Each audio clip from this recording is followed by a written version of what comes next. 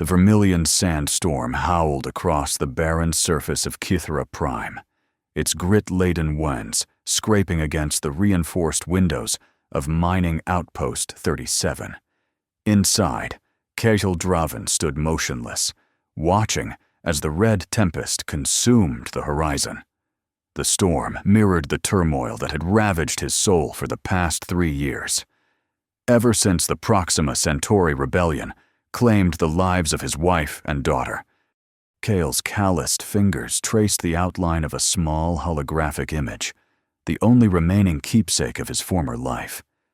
Ilara, his wife, smiled up at him, their daughter Mira balanced on her hip. The image flickered momentarily as a particularly violent gust rattled the outpost.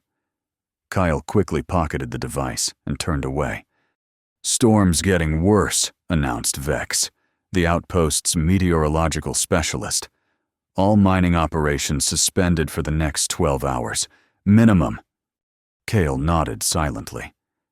Since his dishonorable discharge from the Space Navy, he had embraced the solitary life of an independent mineral prospector on this forsaken desert planet. The isolation suited him, or so he had convinced himself. Each day spent crawling through the planet's labyrinthine underground caverns in search of rare ores meant another day not confronting the hollow shell his life had become. "You're heading back out once this clears, aren't you?" Vex asked, already knowing the answer. "That northern ridge has promising deposits of thorium crystal," Kyle replied, his voice roughened from disuse. "Could be my ticket off this rock." Vex shook his head. "You've been saying that for 18 months now." Kale offered no response. Both men knew the truth. Kyle had no desire to leave. Kythera Prime's unforgiving landscape had become a fitting penance for his perceived failures, his inability to protect his family, the reckless decisions that cost him his commission, the nightmares that still woke him in cold sweat. He retreated to his sparse quarters, a converted storage unit barely large enough for a cot and a few personal items. Among them, an old-fashioned paper star chart with a small red circle marked around a distant planet named Eden 9, once the dream destination for his family's eventual retirement. That dream had died alongside them. As the sandstorm continued its assault through the night, Kyle slipped into a fitful sleep, haunted by fractured memories of screams and explosions, of hands reaching out that he couldn't grasp in time. Morning arrived with unexpected clarity. The storm had passed, leaving behind an alien serenity across the red landscape. Kyle prepared his gear methodically: plasma cutter, specimen containers, atmospheric monitor, rations for a 3-day excursion. This routine provided the only structure in his otherwise meaningless existence. "Coordinates logged," he muttered to his wrist computer. "Track me as usual, Vex, if I'm not back in 72 hours. "I know the drill," Vex interrupted, "though I sometimes wonder why you bother with the safety protocols at all." Kale shouldered his pack and made his exit without acknowledging the observation. The truth lingered unspoken between them. Part of him wouldn't mind disappearing into Kythera's depths forever. The northern ridge loomed like a skeletal spine against the pale amber sky. Kyle's scanner indicated a network of previously unexplored tunnels beneath the formation, likely created by ancient seismic activity. These untouched passages offered the best chances of finding valuable deposits overlooked by the corporate mining operations. The descent into the cavern system began uneventfully. Kyle activated luminescent markers at regular intervals, creating a phosphorescent trail to follow back to the surface. As he ventured deeper, the temperature dropped noticeably, and the ambient sounds of shifting rock and distant water became his only companions. 5 hours into his exploration, Kale's scanner detected an unusual energy signature emanating from a narrow fissure in the cavern wall. Such readings typically indicated either radioactive ore deposits or geothermal activity, both potentially valuable discoveries. He approached cautiously, widening the opening with his plasma cutter. Beyond the fissure lay a chamber unlike any Cale had encountered in his years of spelunking. The walls were not the expected rough stone, but smooth, almost polished, with strange iridescent veins running throughout like frozen lightning. More striking was the ambient temperature, significantly warmer than the surrounding tunnels, yet with no apparent heat source. "What the hell?" Kyle whispered, his voice echoing strangely in the chamber. His scanner went haywire, readings fluctuating wildly before the device emitted a high-pitched whine and shut down. Cursing under his breath, Kyle switched to manual exploration methods, advancing slowly with only his headlamp to guide him. The chamber expanded as he progressed, revealing a vaulted ceiling studded with crystalline formations that refracted his light in mesmerizing patterns. At the center of this natural cathedral, a smaller secondary chamber caught his attention.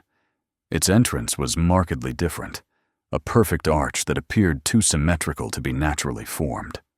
Cale hesitated at the threshold, his instincts warning of danger. Yet something compelled him forward, a pull he couldn't explain. Inside the smaller chamber, his headlamp illuminated what appeared at first to be a peculiar mineral formation. As he drew closer, however, his breath caught in his throat. Curled in a fetal position within a crystalline cradle was a small humanoid figure. "God stars," he breathed, immediately dropping to one knee beside the form. The being was child-sized, with delicate limbs and skin the color of opal that seemed to shift hues with each pulse of Cale's headlamp. Most striking were the closed eyes, large even for the proportions of the face, with lids that appeared almost translucent. Training from his military days kicked in. Kyle checked for signs of life, finding a faint but steady pulse beneath the cool skin. Whatever this creature was, it was alive, though seemingly in some form of stasis or hibernation. As he contemplated his next move, the being's eyes suddenly fluttered open, revealing irises of such luminous intensity that Coyle momentarily looked away. When he turned back, those eyes, now a deep violet that gradually shifted to azure, were focused directly on him. Neither moved for several heartbeats. Then, with a motion so sudden it startled him, the childlike being reached out and touched Cale's face. A jolt of energy coursed through him, not painful, but intense enough to make him gasp. In that instant, a torrent of fragmented images flooded his mind, a massive spacecraft breaking apart in Kithra's atmosphere, adult beings similar to the child placing it within the crystal formation. Final gestures that even across species Kyle recognized as farewell. The connection broke as abruptly as it formed. The child withdrew its hand and made a soft, keening sound that pierced Kyle to his core. Without conscious thought, he found himself removing his outer thermal jacket and gently wrapping it around the small form. "It's okay," he said, though he doubted the being could understand. "I won't hurt you." The child studied him with those remarkable eyes, then slowly extended its arms in a universal gesture that transcended species barriers. A child asking to be picked up. Something long dormant stirred in Cale's chest as he carefully lifted the surprisingly lightweight being. The child immediately nestled against him, its body temperature noticeably rising from the death-like cool of moments before. "What am I supposed to do with you?" Kyle muttered, already knowing he couldn't leave the creature behind.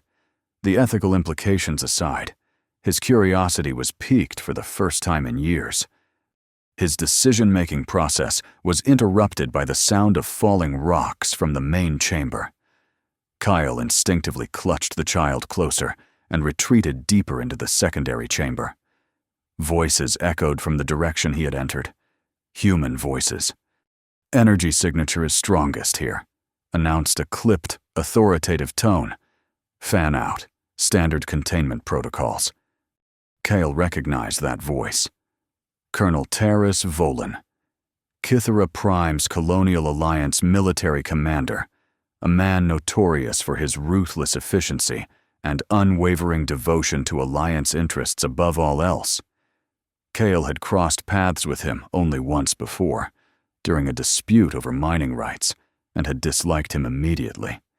Sir, these readings suggest technology far beyond our current capabilities, another voice reported, possibly matching the debris field we detected entering the atmosphere 3 days ago. All the more reason to secure any survivors, or salvage. Volan responded, the Alliance Research Division will be extremely interested in whatever we find. Remember, containment is priority 1. Kale's mind raced. The Alliance's history with non-human species was checkered at best, openly exploitative at worst. Research Division was a sanitized term for what amounted to military vivisection in many cases. He looked down at the child in his arms, who seemed to sense the danger and had gone completely still, its luminous eyes wide with fear. In that moment, Kyle made a decision that would alter the trajectory of his carefully maintained isolation. He would not deliver this innocent being into Volan's hands. With one arm securing the child, he used his free hand to extract a small device from his utility belt, a sonic disruptor. Technically illegal for civilian use, but a common tool among independent prospectors for clearing unstable rock formations. Kale calibrated the device to its highest setting and tossed it toward the far wall of the main chamber, away from both his position and the search party. The resulting sonic pulse triggered a localized cave-in, creating enough chaos and dust to cover his escape through a narrow side passage he had noted during his entry. The alien child clung to him tightly as he navigated the treacherous route, their path illuminated only by the fading light of his headlamp. Kale moved with the precision of someone intimately familiar with underground navigation, making split-second decisions at each junction. After what felt like hours of tense progress, they emerged from a previously unmapped exit, several kilometers from his original entry point. The twin suns of Kythera Prime were low on the horizon, casting long shadows across the crimson landscape. "We need to keep moving," Kyle whispered to his silent companion. "They'll be scouring the surface soon." The child made no sound, but tightened its grip on his neck in what Kale interpreted as understanding. He set off across the desert at a brisk pace, careful to stick to rocky terrain that wouldn't hold footprints. As darkness fell, Kyle found shelter in a small ravine, establishing a minimal camp under an overhanging ledge that would shield them from aerial detection. Only then did he take time to properly examine his new charge. The being appeared to be female, based on her delicate features, though Kale was wary of projecting human characteristics onto an alien species. She was approximately the size of a 5-year-old human child, with limbs slightly longer in proportion than would be normal for a human. Her skin continued to shift in coloration, though more subtly now, predominantly maintaining a pearlescent pale blue. Most remarkable was her apparent ability to adapt to Kythera's atmosphere without assistance, a characteristic that set her apart from most non-native species Kale had encountered during his military service. "You need a name," he said softly, unsure if she comprehended his words, but feeling the need to speak nonetheless. "I can't just call you kid or alien." The child tilted her head, regarding him with those ever-changing eyes that now settled into a deep sapphire hue. "Vale," Kale decided after a moment. "Similar enough to my name that you might recognize it as yours." He pointed to himself. "Kale." Then to her. "Vale." To his surprise, the child mimicked his gesture, touching her own chest. "Vale," she repeated, her voice like crystal chimes, the pronunciation perfect, despite it being her first human word.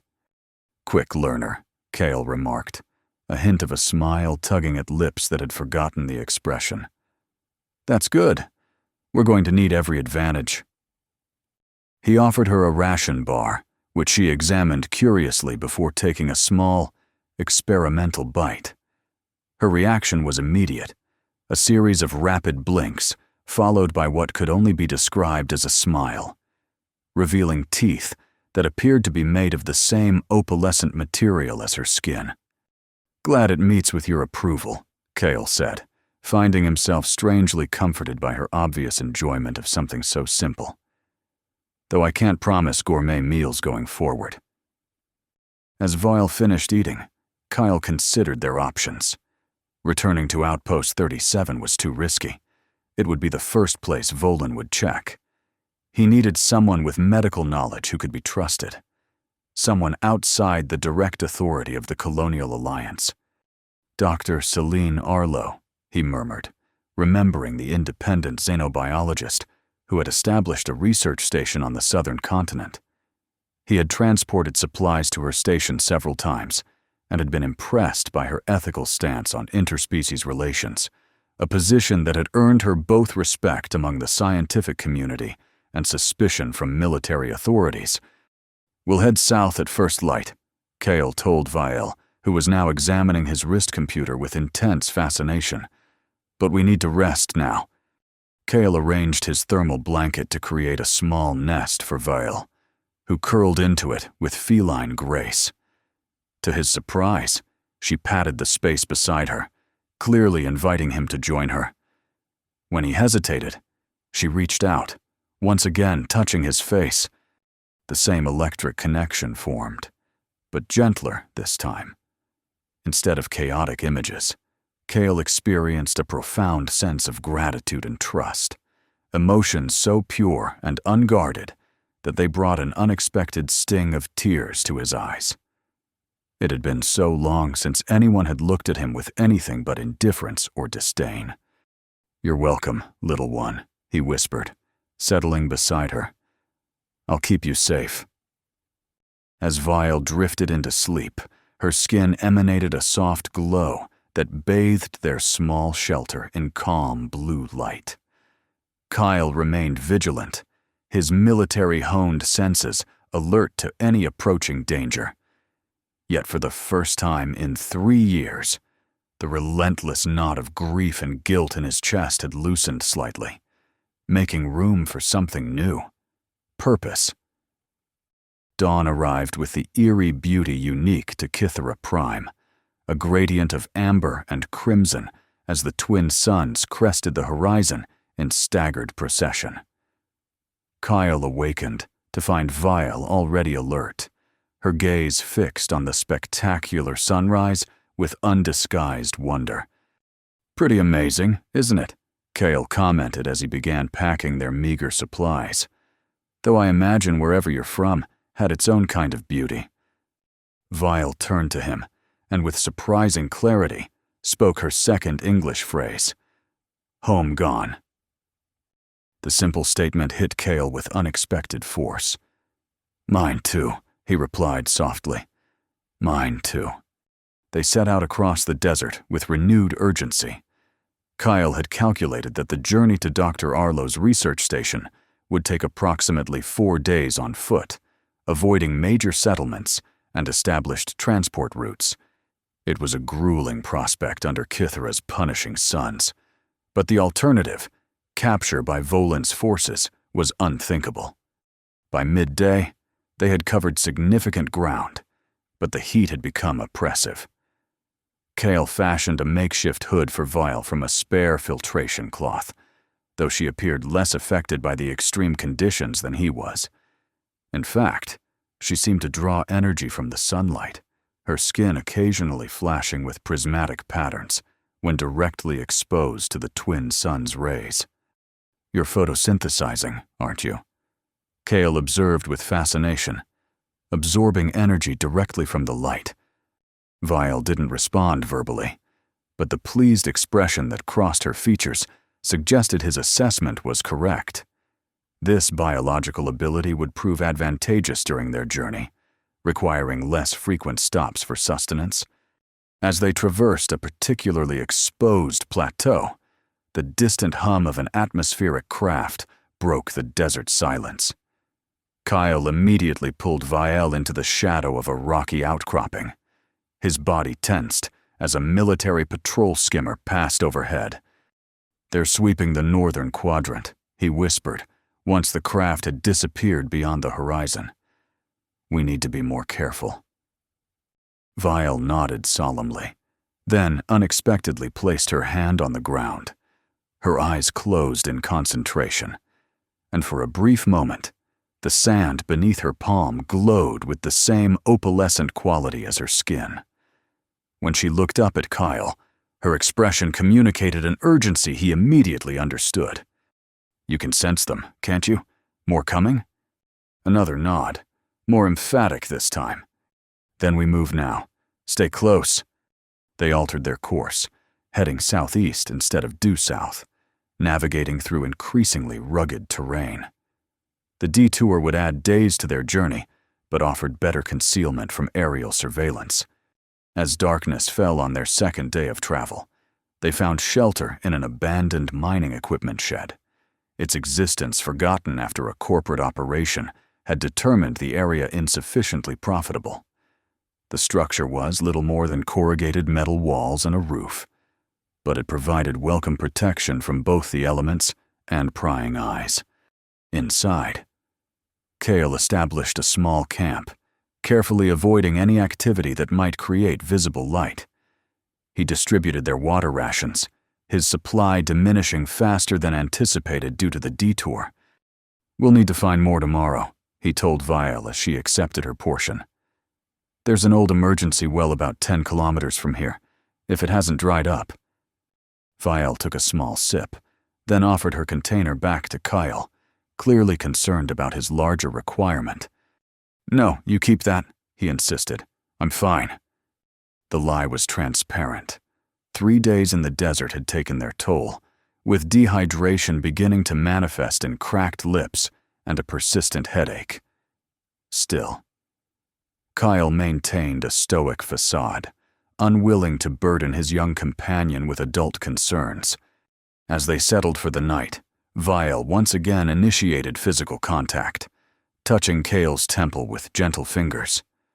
The now familiar energy transfer followed, but this time, Kale experienced something different, a cool sensation spreading through his system, easing his dehydration symptoms and refreshing his exhausted body.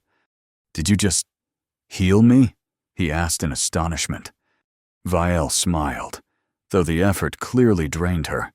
Her normally luminous skin had dimmed slightly, and she swayed where she sat. "Thank you," Kale said, catching her small shoulders to steady her. "But don't exhaust yourself on my account. We both need to stay strong." They shared a moment of mutual concern before Vial curled against his side and drifted into sleep. Kyle remained awake longer, his mind racing with questions about the remarkable being he had rescued. Her abilities suggested a species far more advanced than any the Alliance had officially encountered, which explained Volan's intense interest. If the Colonial Alliance could harness such biological capabilities for military applications, the thought chilled him more than the desert night.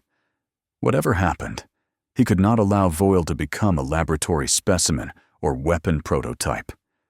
She was a child, regardless of species, deserving of protection and nurturing. As he finally succumbed to sleep, Kale's dreams were not of his lost family for the first time in years. Instead, he dreamed of stars, countless, unfamiliar constellations that seemed to pulse with the same rhythm as Voile's gentle breathing beside him. The third day brought new challenges. Their water supply was critically low, and the emergency well Kale had hoped to find had indeed dried up, leaving only a crusted depression in the earth. Worse, a dust storm was brewing on the western horizon, its approach heralded by an ominous copper-colored cloud. "Change of plans," Cale announced, studying the storm's trajectory. "We can't outrun that, and we can't go around it without heading back toward Volan's search perimeter." Vielle looked at him expectantly, her trust unwavering despite their deteriorating situation. "There's a mining colony about 15 kilometers east, Redstone Gulch. Independent operation, not directly under Alliance jurisdiction. Rough place. But they might have what we need, and they generally mind their own business." The decision carried significant risk. Entering any populated area increased their chances of being recognized or reported. Yet dehydration in the open desert was a certainty rather than a possibility. They altered course once more, pushing their pace to reach the colony before both the storm and nightfall. By late afternoon, the prefabricated structures of Redstone Gulch appeared on the horizon, a haphazard collection of habitation units, storage facilities, and processing plants huddled in a natural depression between two ridgelines. "We'll need a story," Cale told Vielle as they approached, "and you'll need to stay hidden."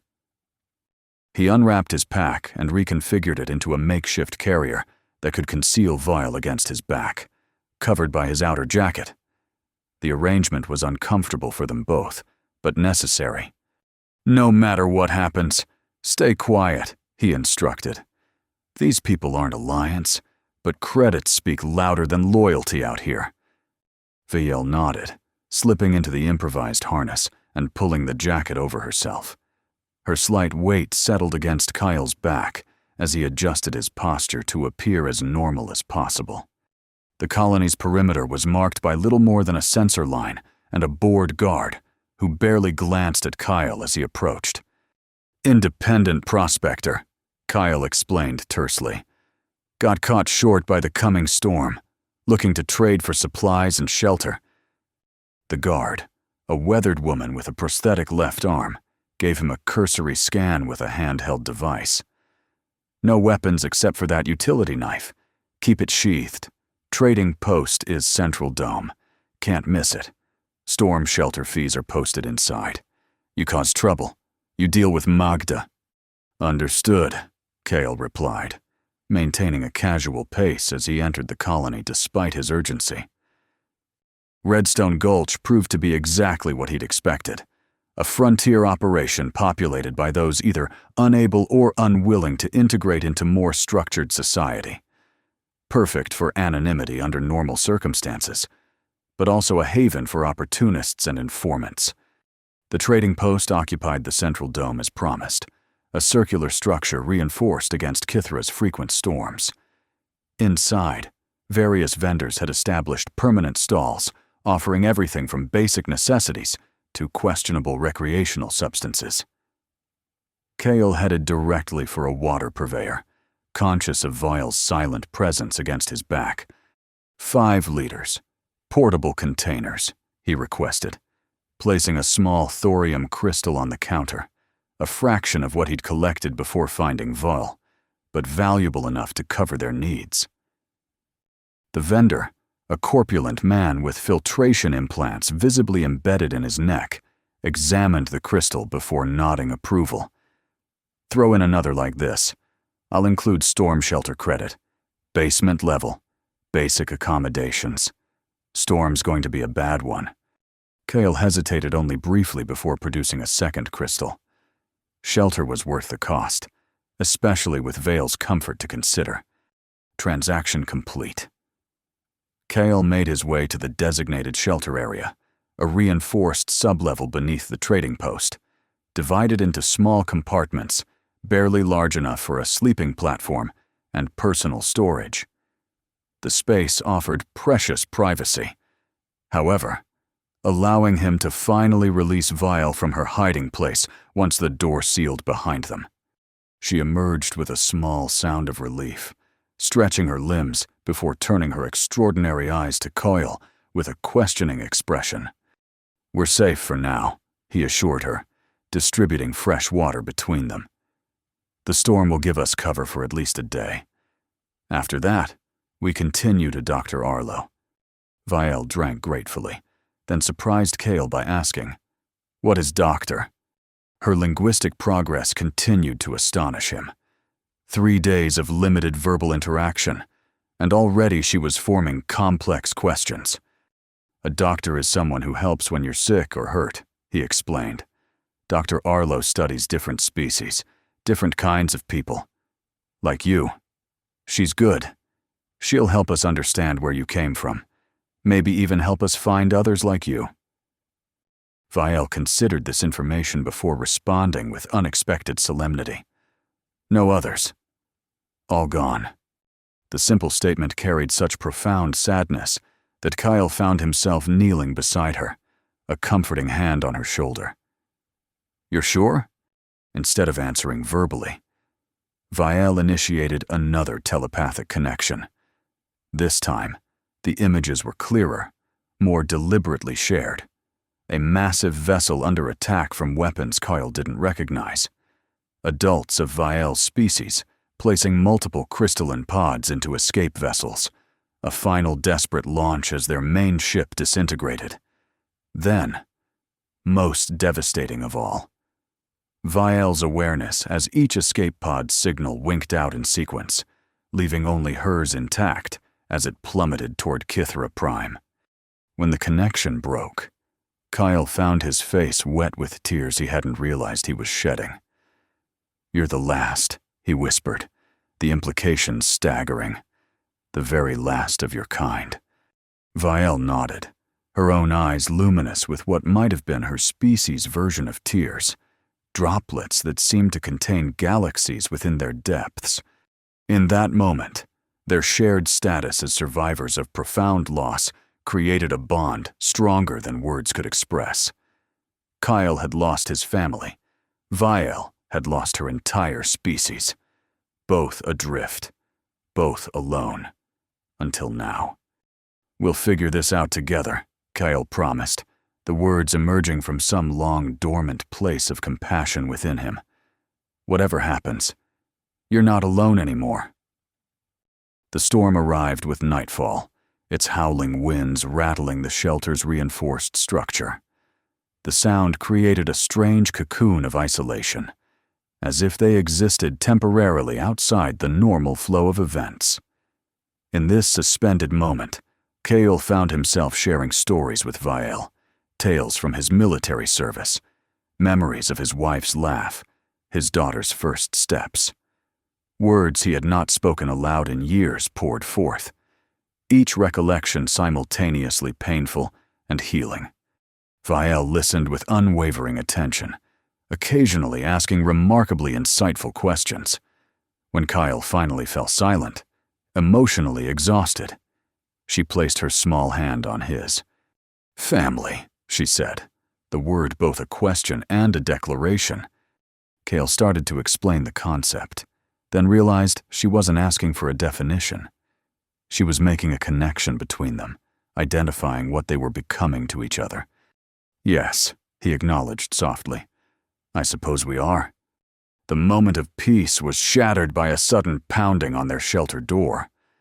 Kyle immediately moved to shield Vial, his hand instinctively reaching for the knife at his belt. "Room inspection," announced a gruff voice. "Colony security protocol during extreme weather events."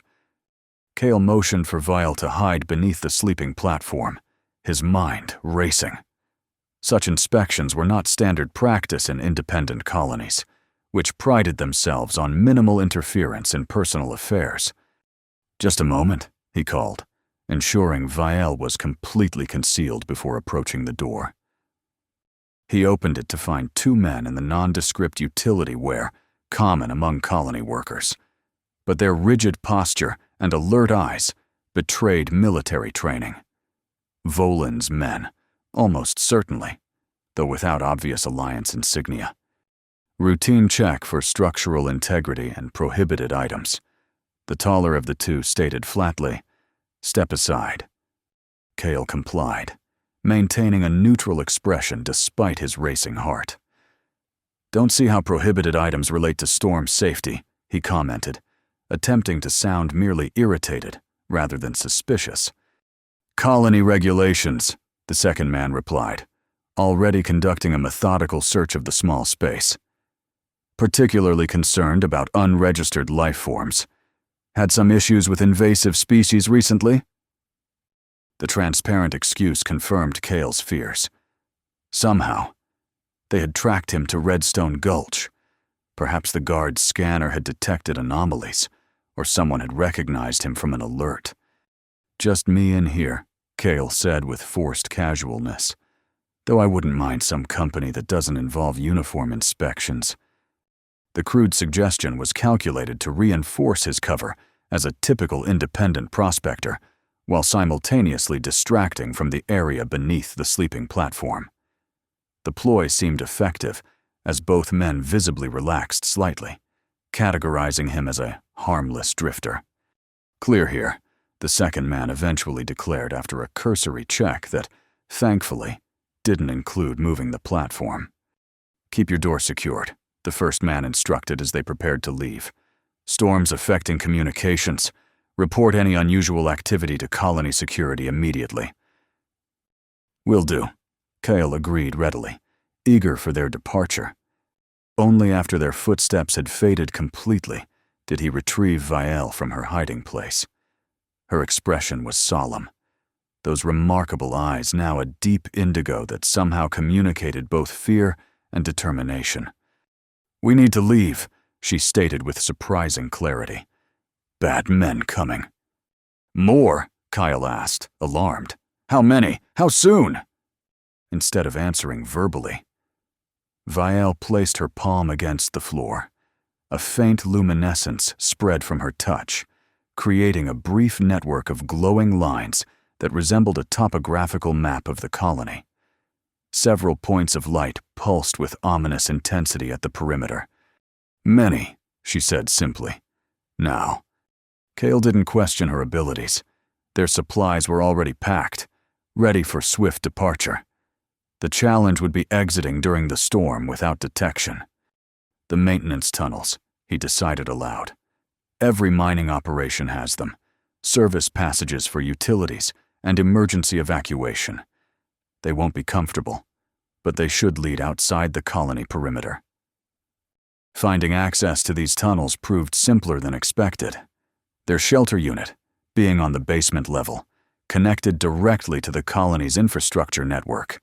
A service panel near the floor, ostensibly for climate control maintenance, yielded to Kyle's utility knife, revealing a cramped but navigable passage beyond.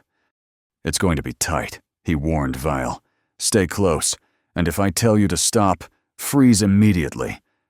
She nodded, her small frame easily slipping into the opening after Kyle had squeezed through. The passage was illuminated only by sporadic emergency lighting, casting eerie red shadows that danced with each distant rumble of the storm above. They progressed slowly, Kyle consulting his wrist computer's rudimentary mapping function to maintain their southeastern heading. The tunnels branched frequently, some passages clearly designed for human maintenance workers, others barely large enough for automated repair drones. After nearly an hour of tense navigation, a new sound reached them, the unmistakable cadence of armored boots on metal grating. Alliance soldiers, methodically searching the tunnel system. "They're hurting us," Kyle whispered, recognizing the tactical pattern from his military days. "Closing off exits, funneling us toward a capture point." Vielle's expression grew concentrated, her eyes shifting to a pale silver as she once again placed her hand against the tunnel wall. This time, instead of creating a map, she caused a localized power fluctuation that plunged their section into complete darkness. In the sudden blackness, Kyle felt her small hand grasp his, tugging him toward what had appeared to be a solid wall. To his astonishment, his fingers encountered an opening that hadn't been visible in the light, a maintenance shaft so narrow that even Vielle would need to crawl. "How did you—" he began, but she was already pulling him toward the hidden passage. Questions would have to wait. Kyle followed, dragging their supplies behind him as they squirmed through the claustrophobic space. The shaft descended at a steep angle before eventually opening into what Kyle recognized as a geothermal regulation chamber, part of the colony's power generation system. More importantly, steam exhaust vents in the chamber's ceiling led directly to the surface. These vents, designed to release excess pressure during system fluctuations, would provide their escape route, assuming they could withstand the scalding temperatures. "We'll need protection," Kyle muttered, eyeing the superheated steam with concern. To his amazement, Vielle stepped forward confidently, extending her hands toward the nearest vent. The steam visibly altered course around her outstretched fingers, creating a bubble of clear space. She looked back at Kyle expectantly. "You can control thermal energy," he realized aloud.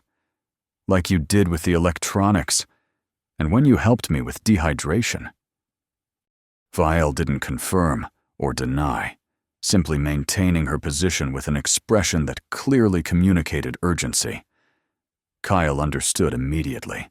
This ability, whatever its nature, had limitations.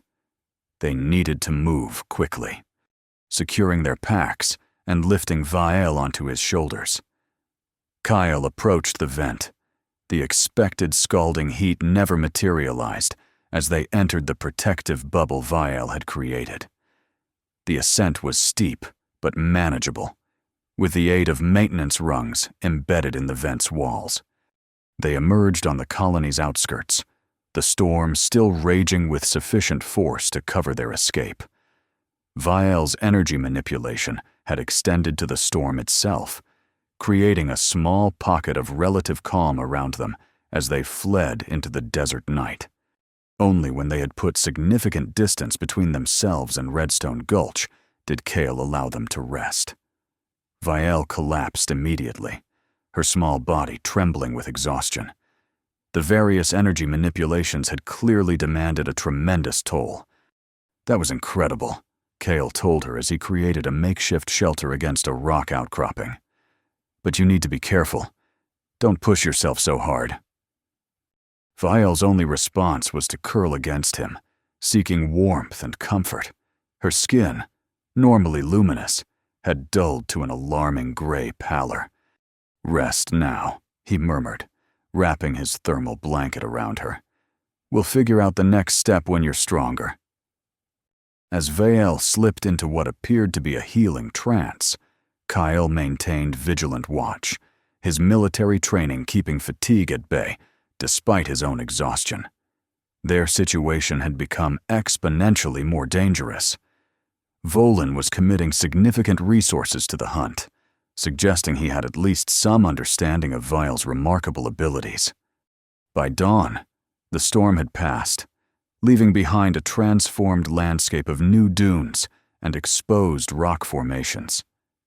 Vielle awakened with her color restored, though her movements remained slower than usual. "We need to reach Dr. Arlo," Kale decided, studying the horizon. "No more detours or settlements. We go straight across the Crimson Flats." The Crimson Flats was Kythera Prime's most notorious terrain feature, a vast salt basin where nothing grew and conventional navigation systems malfunctioned due to mineral interference. Most avoided it entirely. Those who attempted to cross rarely emerged. Yet it offered their most direct route to the southern continent and, more importantly, would be the last place Volin would expect them to go. "Dangerous," Vielle observed, the expanding vocabulary continuing to surprise Kyle. "Very," he agreed. "But sometimes the most dangerous path is the safest, if no one expects you to take it." They set out with grim determination, their water supplies replenished from Redstone Gulch, but their food rations dwindling.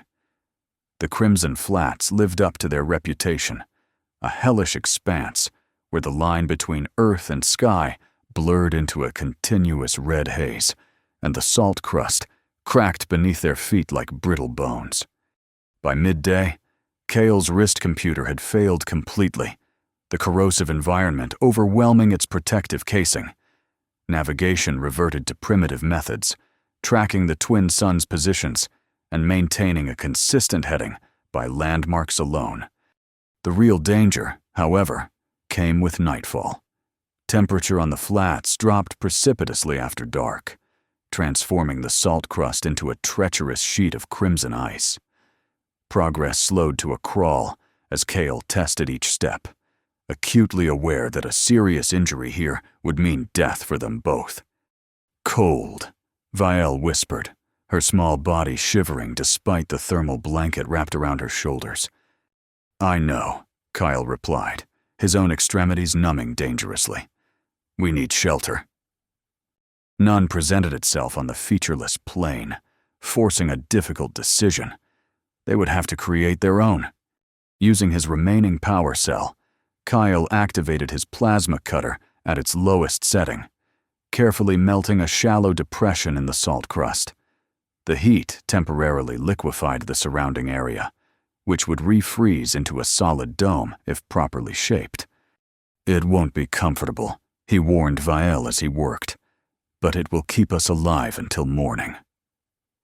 The makeshift shelter, once complete, resembled nothing so much as an igloo fashioned from blood-red glass. Its interior retained enough residual heat from the construction process to prevent immediate freezing, though comfort remained a distant concept. Huddled together within this crystalline cocoon, Kale and Vielle shared their remaining ration bars in silence. The strain of constant flight was evident in Kyle's haggard features and Vielle's diminished luminosity. "Sleep," Kale eventually instructed. "I'll keep watch." Vielle shook her head, placing her hand on his arm. "Together," she insisted. "Safe together." The simple declaration moved him unexpectedly. How long had it been since he had allowed himself to trust another being? Since he had accepted help rather than shouldering every burden alone? "Together," he agreed, settling beside her in the confined space. As they drifted toward exhausted sleep, Vielle initiated one final telepathic connection for the day. Instead of images or sensations, this time Kale experienced music, an otherworldly melody that seemed to resonate with the very atoms of his being. A lullaby, he realized with a pang of emotion. She was sharing a lullaby from her lost world. The night passed without incident, though morning brought new challenges. The salt crust had partially melted and refrozen around their shelter, requiring careful extraction to avoid injury. More concerning was their dwindling water supply. The flat's extreme conditions accelerated dehydration beyond normal rates. They pressed onward, each step a deliberate act of will against the hostile environment. By midday, mirages danced across the horizon, phantom lakes and impossible structures that tantalized with false promises of relief. "Don't trust your eyes out here," Kyle warned Vielle, who had pointed excitedly toward what appeared to be a stand of crystalline trees in the distance. "The flats play tricks on your mind." Yet as they continued in that direction, their chosen path regardless of the mirage, the image didn't dissipate as expected. Instead, it solidified, revealing what appeared to be actual structures rising from the salt plain. "Impossible," Kale muttered, squinting against the harsh glare. "Nothing survives out here." As they drew closer, the impossible became undeniable. A small settlement existed here, if settlement was the right word for the collection of crystalline formations that had been hollowed and shaped into dwellings. More remarkable were the inhabitants visible among these structures, humanoid figures with skin in varying shades of red and amber, moving with deliberate grace across the salt crust as if it were solid ground. "Kitherans," Kale breathed in astonishment. "Indigenous Kitherans." The native species of Kythera prime was considered largely mythical among colonial settlers. Occasional artifacts suggested their existence, but direct contact was virtually non-existent. Most scientific authorities believed them either extinct or retreated to uncharted regions following colonization. Yet here they were, a thriving community in the most inhospitable region of the planet. "They're like you," Kale observed to Vile, noting the similar translucent quality to the Kithuran's skin, though their coloration matched the planet's dominant hue rather than Vile's opalescent blue. Vile studied the settlement with intense curiosity, but shook her head. Different, but familiar. Their discussion ended abruptly as several Kithurans noticed their approach. Unlike the expected aggression or fear, the natives simply formed a welcoming party, advancing across the salt with their arms extended, palms upward in what appeared to be a ceremonial greeting. Kale hesitated, his military training screaming caution even as intuition suggested peaceful intent. Vile had no such reservations, immediately stepping forward with her own arms extended in mirror fashion. The moment her gesture completed, a visible ripple of energy passed through the assembled Kithurans. Their amber eyes widened collectively, and as one, they dropped to their knees in the salt crust. "What the hell?" Kyle muttered, completely unprepared for this development. One Kithuran rose, older than the others, with skin that had faded to a pale coral. Using halting but recognizable English, the elder addressed them. "The prophecy fulfills. The Star Child returns to Kithura." Kale glanced at Viel, who appeared equally confused by this proclamation. "There's been a misunderstanding," he began carefully. "We're just passing through, seeking safe passage to the southern continent." The elder studied him with those unsettling amber eyes before responding. "No misunderstanding. Sky Warrior. The vibration patterns recognize the Star Child. Come. Rest. Commune." Further protests seemed both futile and potentially counterproductive. The Kithurans clearly intended no harm, and their unexpected hospitality offered much-needed respite from the flat's brutal conditions. The crystalline dwellings proved remarkably comfortable inside, cool despite the external heat, with surfaces that seemed to adjust their hardness in response to pressure. Kale and Vial were provided with sustenance that, while alien in appearance, proved both palatable and extraordinarily revitalizing. Communication remained challenging despite the elder's limited English. Much was conveyed through gesture and visual demonstration rather than words. What became clear, however, was the Kithuran's belief that Vial represented some form of messianic figure in their spiritual tradition, a star child whose arrival had been foretold generations earlier. "They think you're some kind of deity," Kyle whispered to Vial as they rested in their assigned dwelling. "We should probably clarify that misunderstanding before leaving." Vial's response surprised him. "Not deity, ancestor." "Ancestor? You think you're related to them somehow?" Instead of answering directly, Vial initiated another telepathic connection. This time, the images were not memories but concepts, complex ideas about genetic manipulation, seeded evolution, and interstellar responsibility. Kyle struggled to comprehend fully, but the essential message became clear. Viel's species had visited Kithura thousands of years earlier, introducing genetic material that guided the evolution of proto-Kithurans towards sentience. "Your people created them?" Kajal asked when the connection broke, struggling with the ethical implications. Vial shook her head emphatically. "Helped, not created. Family. Far removed." The distinction seemed important to her, and Kyle could understand why. The difference between creation and guidance, between control and nurturing, represented the fundamental moral divide between Vial's people and the Colonial Alliance's approach to lesser species. Their conversation was interrupted by the Elder's return, accompanied by several younger Kithurans bearing elaborate crystal vessels. The ceremonial intent was obvious, though the specific purpose remained unclear until the Elder spoke again. The Star Child must commune with the Heartstone. The patterns must harmonize before the great darkness comes. Kale tensed immediately. What great darkness? The Elder's expression shifted to something approximating sorrow. Those who hunt you approach. Their vibrations disturb the salt. The Heartstone will show the path forward. Alarm surged through Kyle. Volan found us? Already? That's impossible. We left no trail across the flats. Trackers in sky, the Elder explained, gesturing upward. See all, even through salt mist. Come. Time grows short.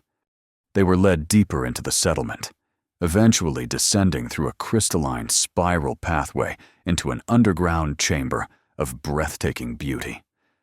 The walls pulsed with living light, not artificial illumination, but some form of bioluminescent organism that flowed like liquid through transparent veins in the rock. At the chamber's center stood a crystalline formation unlike the others, a perfect sphere approximately 1 meter in diameter, hovering unsupported above a shallow basin of swirling crimson liquid. The sphere itself contained what appeared to be a galaxy in miniature, swirling points of light that moved with purpose rather than cosmic randomness. The Heartstone, the Elder announced reverently. The first gift of the Star People. It shows what was, what is, and what may yet be. Vielle approached the sphere without hesitation, her expression one of recognition rather than wonder.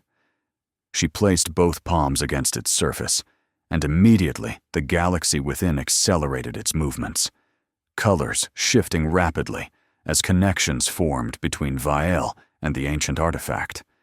Kale watched in fascination as Vielle's skin began to mirror the patterns within the sphere, her entire body becoming a living conduit for whatever energy or information transferred between them. The process continued for several minutes before concluding with a final surge of brilliance that momentarily blinded everyone in the chamber. When vision returned, Vielle stood unchanged physically, but profoundly altered in presence. Her eyes, when they opened, contained the same galaxy that lived within the Heartstone, a direct connection to whatever consciousness or knowledge the artifact contained. I understand now, she said, her voice simultaneously childlike and ancient. My purpose. Our purpose. Before she could elaborate, the chamber shook violently. Dust and crystal fragments rained from the ceiling as a distant boom echoed through the structure. They are here, the Elder announced with surprising calm. The destroyers have found us. Kale's military instincts surged to the fore. How many entrances to this chamber? Any other exits? One entrance, one exit, the Elder replied. But the Star Child knows the way. All eyes turned to Vielle, who nodded solemnly. The deep path, beneath the salt. It will take us to the southern shore. And your people? Kyle asked the Elder. What about them? A sad smile crossed the ancient Kitharan's features. Our time was foretold. The settlement ends so the Star Child may continue. This is as it should be. The fatalism disturbed Kyle deeply. No. There must be a way to evacuate your people. I won't be responsible for another genocide. Not genocide, the Elder corrected gently. Transformation. We return to the salt. Become one with Kithra again. Our essence continues. This physical form is temporary, as all things must be. Another explosion, closer this time, cut short further philosophical discussion.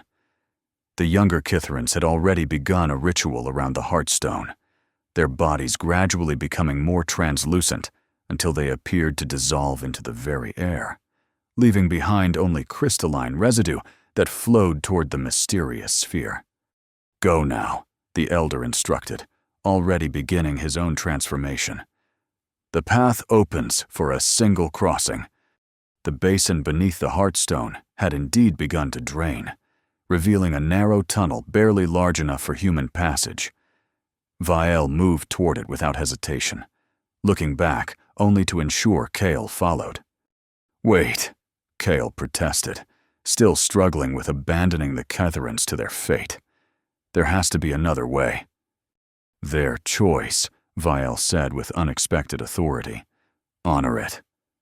The wisdom in those simple words penetrated Kale's resistance.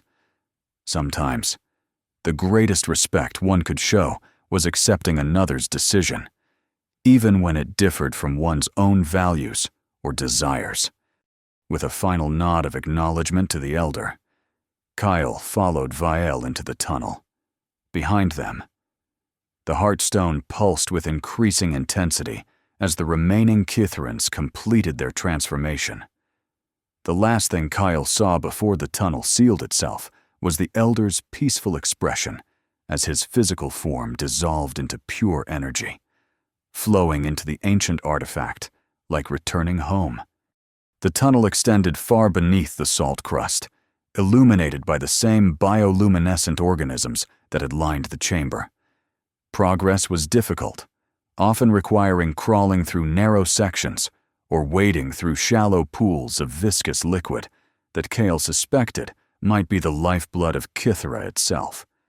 Time lost meaning in this subterranean journey, without day or night to mark its passage. Kyle could only measure their progress by increasing exhaustion and the gradual changes in the tunnel's composition, transitioning from crystalline salt to something more akin to conventional stone as they presumably approached the continental shelf. Throughout this ordeal, Vial maintained an uncanny sense of direction, navigating junctions with absolute certainty despite the absence of visible markers. Whatever knowledge the Heartstone had imparted clearly included detailed understanding of Kithra's internal geography. "How much further?" Kyle eventually asked, his voice rough from thirst and exertion. "Soon," Vial replied, her own energy visibly flagging despite her determination. Water ahead. The promise of water provided renewed motivation. They pressed forward with greater urgency, finally emerging into a larger cavern where a substantial underground river flowed across their path. "Fresh water," Kyle confirmed after testing a sample, relief evident in his voice. "We can replenish our supplies here." They rested alongside the subterranean river, the cool water restoring both hydration and spirits. For the first time since entering the tunnel, Kyle allowed himself to consider their overall situation, rather than just immediate survival. "The Kithrans recognized something in you that I'm still trying to understand," he said to Vial as she sat beside him, her feet dangling in the flowing water. "What exactly did the Heartstone show you?" Vial considered the question carefully before responding. "My people created things. Markers. Left them on many worlds. The Heartstone was one, connected to others across stars. Like a network," Kale suggested, "a communication system between planets?" "Yes. And no." Vial's frustration with language limitations was evident. More than communication. Guidance. Protection. Protection from what? Instead of attempting verbal explanation, Vial once again initiated telepathic contact. The images this time were horrifying, vast entities of unknown composition consuming entire star systems, civilizations spring and falling in rapid succession, a desperate interstellar alliance forming a last line of defense. "A war," Kyle whispered when the connection broke. "Your people were fighting a war across multiple galaxies." Vial nodded solemnly. "The Void Ones. Ancient. Hungry. My people. Guardians." The implication staggered Kyle. The Colonial Alliance's petty territorial disputes suddenly seemed laughably insignificant compared to the cosmic conflict Vial described. Yet one question remained paramount. "Is that why Volan wants you?" Does the Alliance know about these Void Ones? No, Vial replied with certainty. They want power. My power. To use against others like them. The familiar pattern of colonization and exploitation, just on a scale Kale hadn't previously imagined. The Alliance had no concept of the true threat lurking beyond known space. They simply wanted Vial's abilities as a weapon in their conventional conflicts. Then we definitely need to reach Dr. Arlo. Kale decided, renewed purpose straightening his shoulders despite exhaustion. She'll understand the importance of what you know, what you can do. They continued following the underground river, which gradually widened and deepened as it carved its path through Kythera's bedrock. Eventually, the tunnel opened into a vast cavern where the river plunged into an abyss, creating a spectacular subterranean waterfall. End of the line, Kale observed, peering over the edge into darkness. Any ideas? Vial approached the precipice without fear, studying the waterfall with analytical intensity. After several moments, she pointed to a narrow ledge, barely visible behind the cascading water. There, path continues. The route required crossing directly through the waterfall to reach the hidden ledge, a dangerous proposition given the force of the flowing water and the unknown depth of the chasm below. Yet no alternative presented itself. Together, Kyle suggested, extending his hand to Voil. She took it without hesitation. Her trust absolute. Together, they approached the waterfall's edge, securing their few remaining possessions as tightly as possible. On a silent count of 3, they leapt through the curtain of water, Kyle's longer reach barely managing to grasp the hidden ledge. For one heart-stopping moment, they dangled above the abyss. Vial's small hand clasped desperately in his. With a surge of strength born from protective instinct, Kale pulled them both onto the narrow shelf, collapsing against the stone wall as water cascaded inches from their position. They had made it. Barely. The path beyond the waterfall ascended steeply, eventually emerging into natural light that was momentarily blinding after their extended subterranean journey.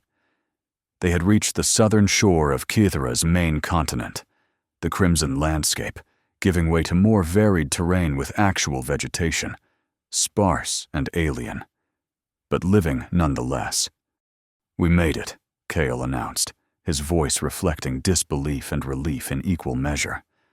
Dr. Arlo's research station should be less than a day's journey from here.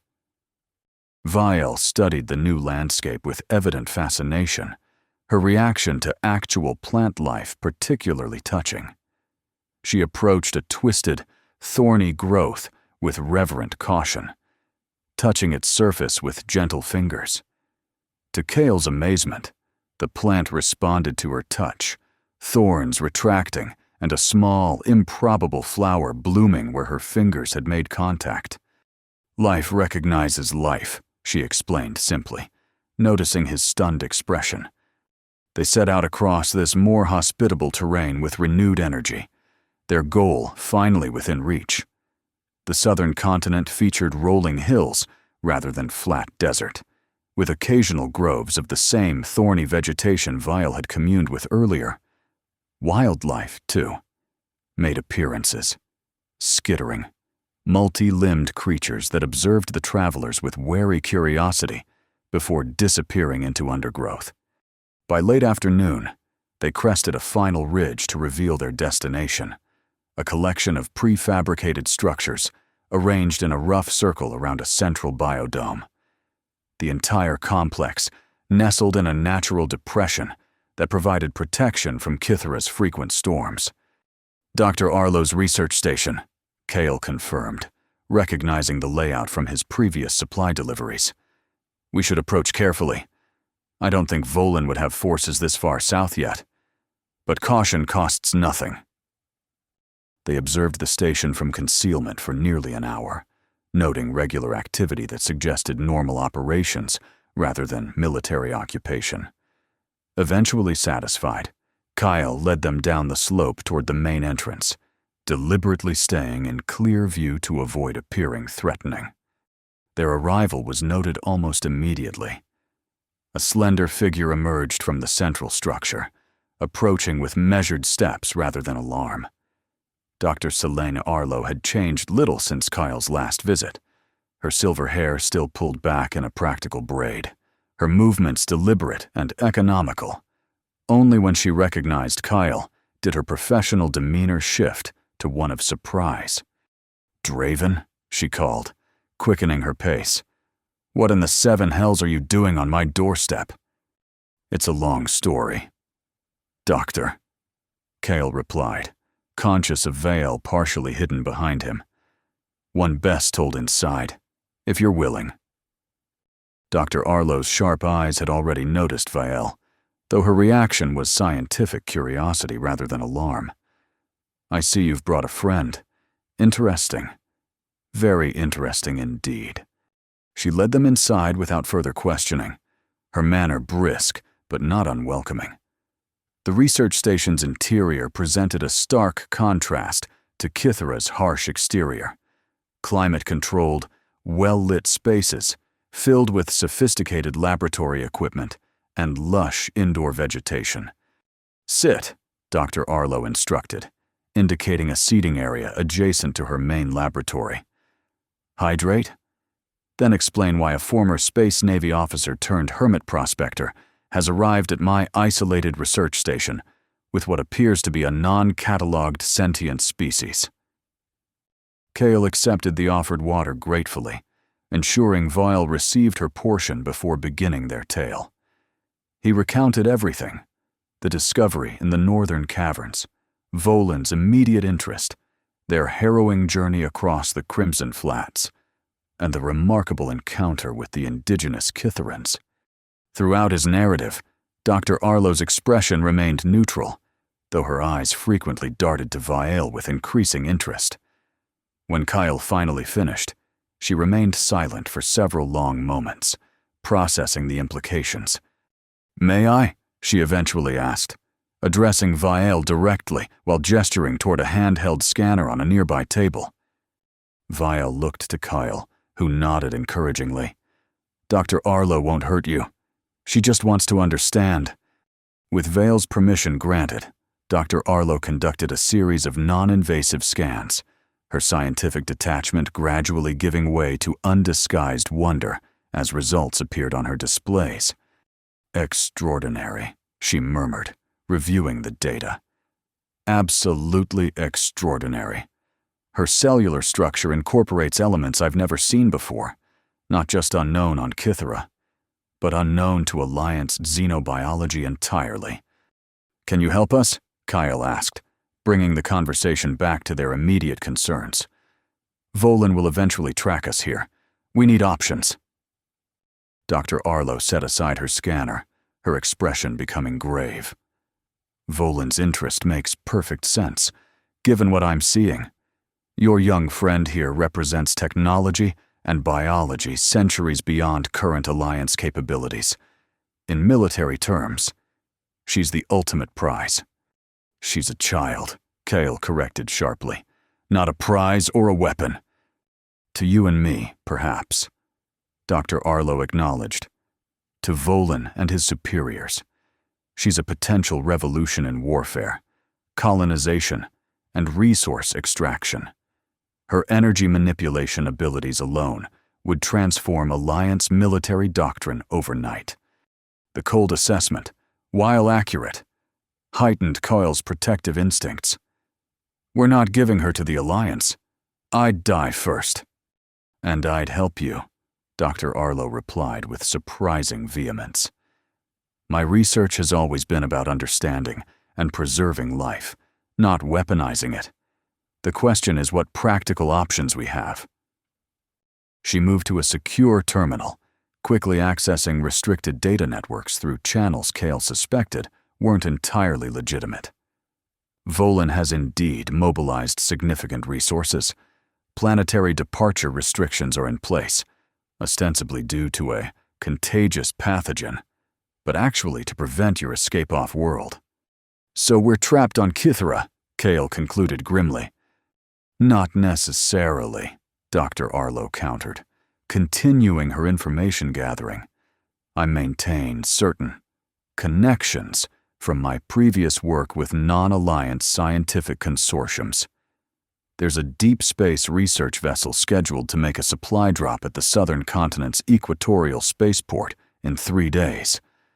Theoretically, one could arrange passage on its outbound journey. Hope flickered briefly before reality reasserted itself. The spaceport will be watched, and even if we somehow got aboard, where would we go? The Alliance controls most habitable systems in this sector. Eden 9, Vael said suddenly, her clear voice startling both adults. Kale stared at her in shock. What did you say? Eden 9, she repeated confidently. Safe place. For us. The reference to the very world he had once planned to settle with his family struck Kale like a physical blow. How do you know about Eden 9? Instead of answering directly, Vael touched the pocket where Kale kept his holographic image of Ilara and Mira. You dream it. Every night. Green world. New start.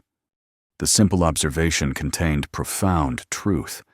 Despite his conscious embrace of self-imposed exile on Kythera, his subconscious had never abandoned the dream of Eden 9, a verdant world on the Alliance's outer rim, far from centralized control and perfect for those seeking a fresh beginning.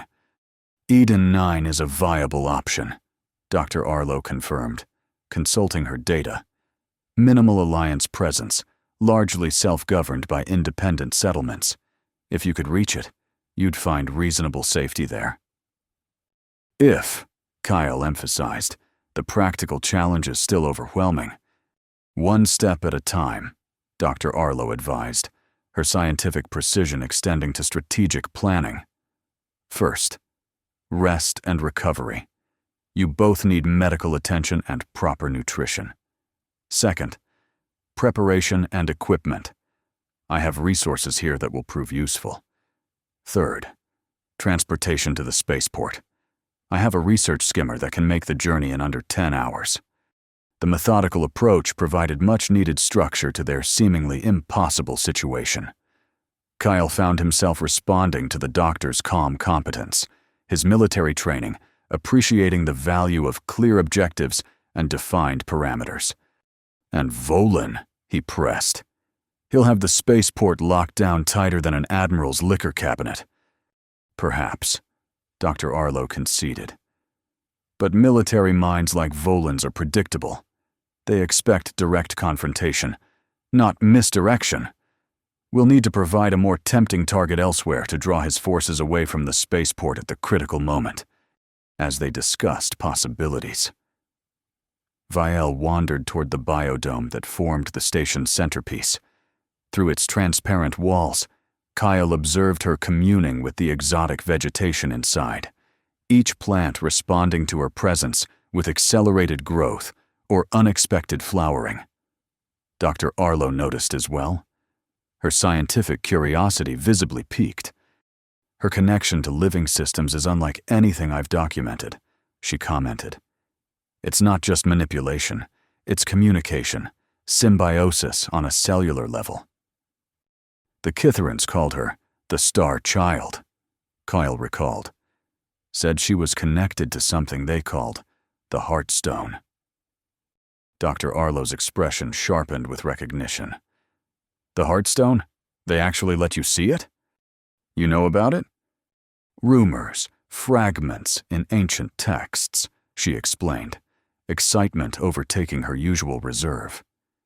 The indigenous Kytherans are notoriously reclusive, but their mythology consistently references a crystalline artifact of extraterrestrial origin, supposedly a gift from beings they called the Star People, who visited Kythera millennia ago. The parallels to Vael's telepathic revelations were undeniable. She said her people left markers on many worlds, part of some kind of interstellar defense network against entities she called the Void Ones. Dr. Arlo's excitement gave way to sobering consideration. If even a fraction of that is true, the implications are staggering. It would rewrite our understanding of galactic history, of humanity's place in the cosmos, and make Voyle even more valuable to people like Volan, Kale concluded grimly. Precisely why this information must remain contained, Dr. Arlo agreed, at least until she can reach Sanctuary. Their planning continued through the evening, interrupted only by necessary medical treatment and much-needed proper meals. Kale found himself gradually accepting Dr. Arlo's expertise and assistance, his instinctive distrust of others slowly giving way to recognition of shared purpose. As night fell on the research station, Vielle finally succumbed to exhaustion, falling asleep mid-conversation in a chair specially adjusted to her small frame. Kyle carried her to a prepared sleeping area, his movements gentle to avoid waking her. "You care for her deeply," Dr. Arlo observed quietly from the doorway. "More than professional obligation or even basic humanity would demand." Kyle didn't immediately respond, taking time to arrange the blanket around Vielle's sleeping form. When he finally spoke, his voice was hushed, but intense. "She saved me as much as I saved her. I was dead inside. Had been for years. Just going through the motions of existence without actually living. And now? Now I have something worth fighting for again. Someone who needs me." He met Dr. Arlo's analytical gaze directly. "I won't fail her like I failed my family." Dr. Arlo nodded, accepting both his determination and the pain behind it without judgment. "Get some rest. Draven, tomorrow we begin preparations in earnest." The following day passed in a flurry of activity. Dr. Arlo's preparations proved more extensive than Kale had anticipated, revealing resources and connections that raised questions about her past.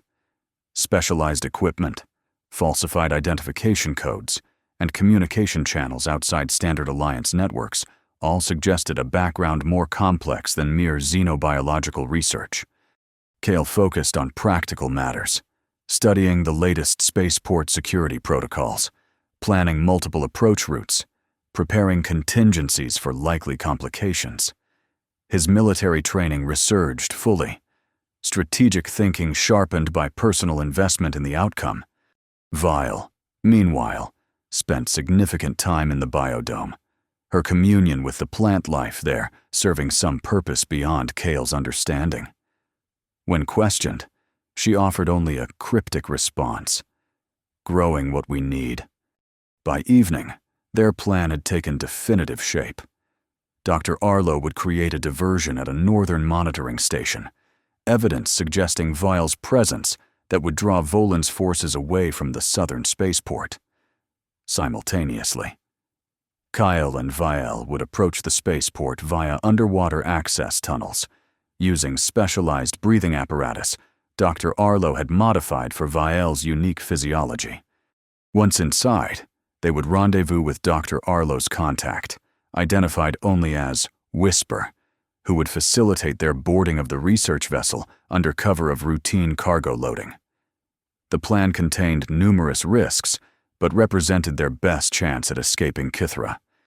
"There's one more thing," Dr. Arlo announced as they concluded their planning session. "A final precaution, should you be discovered before reaching the ship."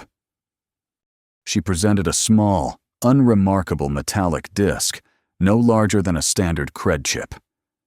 "Emergency transponder, untraceable and undetectable by Standard Alliance scanning. If activated, it will transmit your coordinates to certain interested parties who maintain opposition to Alliance expansion policies." Kale accepted the device cautiously. "Rebels?" "Independence advocates," Dr. Arlo corrected with a slight smile. "With significant resources and a particular interest in Alliance overreach regarding non-human species."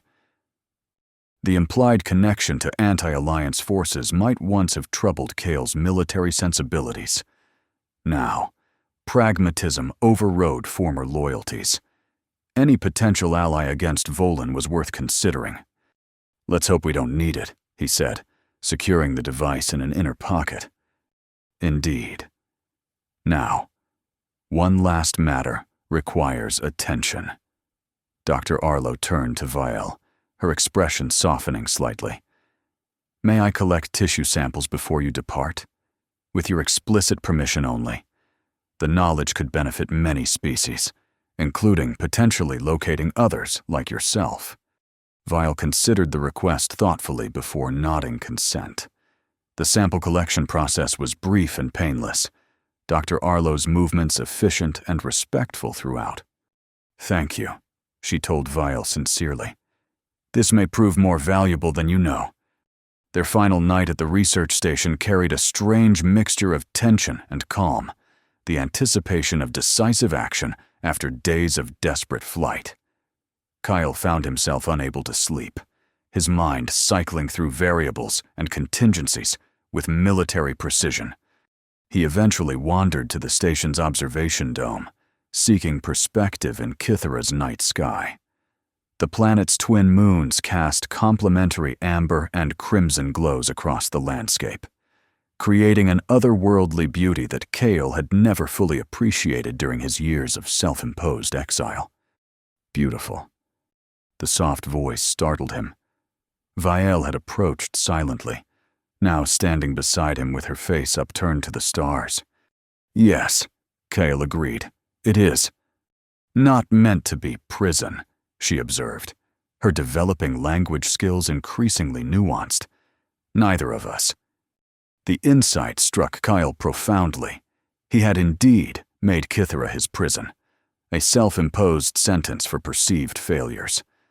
Vial's simple observation cut through years of self-recrimination with childlike clarity.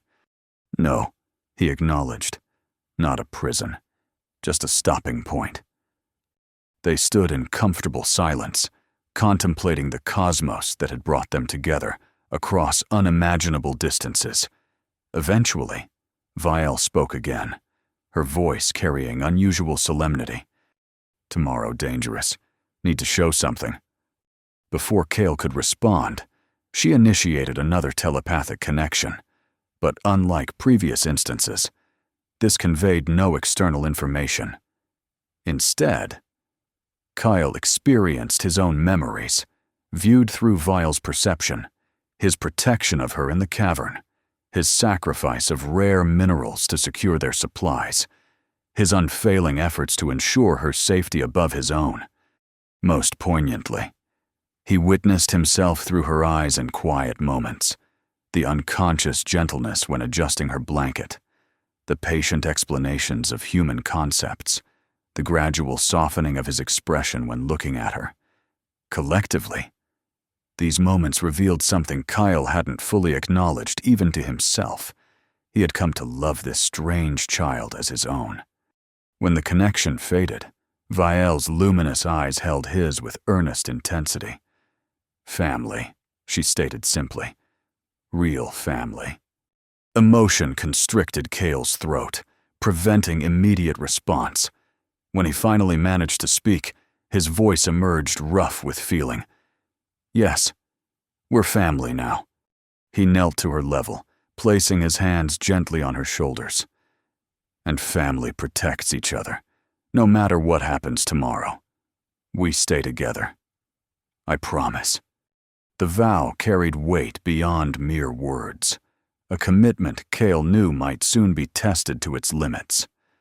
Vial sensed the gravity of his promise, responding with a solemn nod, before initiating a very human gesture, wrapping her slender arms around his neck in an embrace. Dawn arrived with crimson severity, the twin suns of Kythera Prime casting long shadows across the research station's perimeter.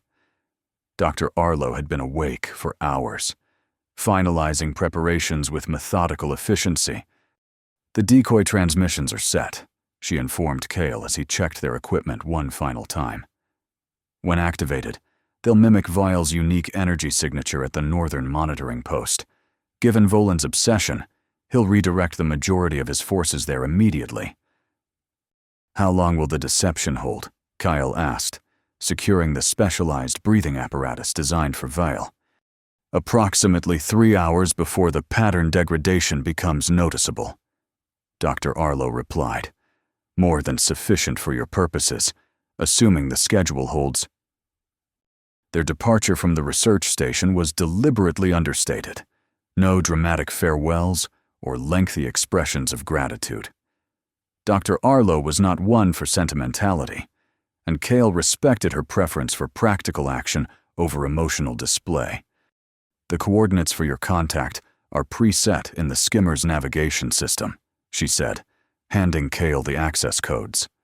Whisper will recognize you by the phrase, "The crimson tide ebbs toward distant shores." Poetic, Kale commented with a raised eyebrow. Independence movements have an unfortunate tendency toward melodrama, Dr. Arlo conceded, with the faintest hint of a smile. Good luck, Draven, to both of you. As they prepared to board the skimmer, Vial unexpectedly approached Dr. Arlo. Without warning, she initiated brief physical contact, a single touch to the scientist's hand that created the now familiar energy transfer. Dr. Arlo gasped, her normally composed features registering profound shock. What did you just show her? Keitel asked as they departed, the research station diminishing behind them. Vial's expression remained enigmatic. Truth she needed, about the stars, about her work. The skimmer journey proceeded without incident, their route deliberately avoiding established transportation corridors. Kyle maintained minimal altitude, utilizing terrain features to mask their approach to the coastal region surrounding the southern spaceport. Remember, he instructed Vial, as the oceanic expanse came into view. Once we enter the underwater access tunnels, absolute silence is essential. The breathing apparatus will allow communication, but sound travels differently underwater. Minimize movement, unless instructed otherwise. Vial nodded understanding, her demeanor calm despite the circumstances. The trust she placed in him continued to humble Kyle, this remarkable being, capable of manipulating energy at a cellular level, following his lead with complete confidence. They landed the skimmer in a secluded cove several kilometers from the spaceport, concealing the vehicle beneath indigenous vegetation that Vial encouraged to grow at an accelerated rate. Within minutes, no trace remained visible from above. The specialized diving equipment Dr. Arlo had provided proved remarkably effective, adapting seamlessly to both human and non-human physiology. Beneath the crimson-tinged waters of Kythera's southern ocean, visibility extended further than Kale had anticipated, a fortunate circumstance given the complexity of locating the submerged maintenance tunnels that served the spaceport's cooling systems. These tunnels, originally designed for automated maintenance drones, provided theoretical access to the spaceport's lower levels. Whether Volan's security protocols had accounted for this vulnerability remained to be seen. 40 minutes of careful navigation brought them to the tunnel entrance, a circular portal partially obscured by marine growth. Kyle worked methodically to clear the access panel, revealing the entry keypad beneath accumulated sediment. Bypassing such security would normally require specialized equipment or insider access codes. Instead, Kyle simply moved aside, allowing Vial to place her palm against the corroded interface. The familiar energy transfer occurred, lights flickering briefly before the portal irised open with a rush of displaced water. They entered swiftly, the portal sealing behind them as the tunnel began its automated drainage sequence. Within minutes, they stood in a maintenance corridor, removing their breathing apparatus as artificial gravity and atmosphere established themselves. "Maintenance level 3, Kale whispered, consulting the schematic Dr. Arlo had provided. "We need to reach level 1, then locate access junction 17B. That's where Whisper should be waiting." Their progress through the maintenance levels proceeded with agonizing caution, each intersection requiring careful reconnaissance before proceeding.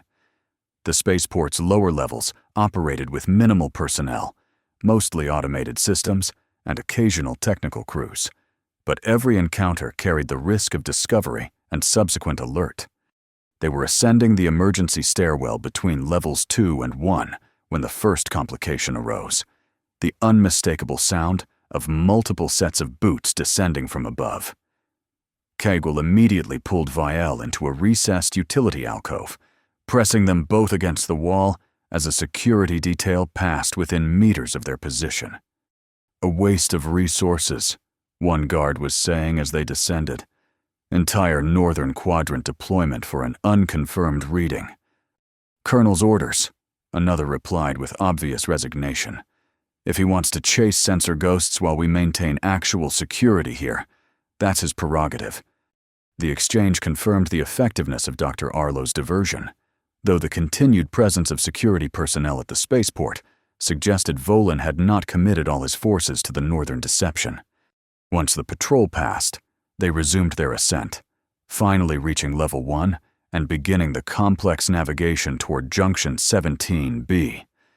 This section of the spaceport featured more active operations, necessitating use of service ducts and maintenance crawlspaces to avoid detection.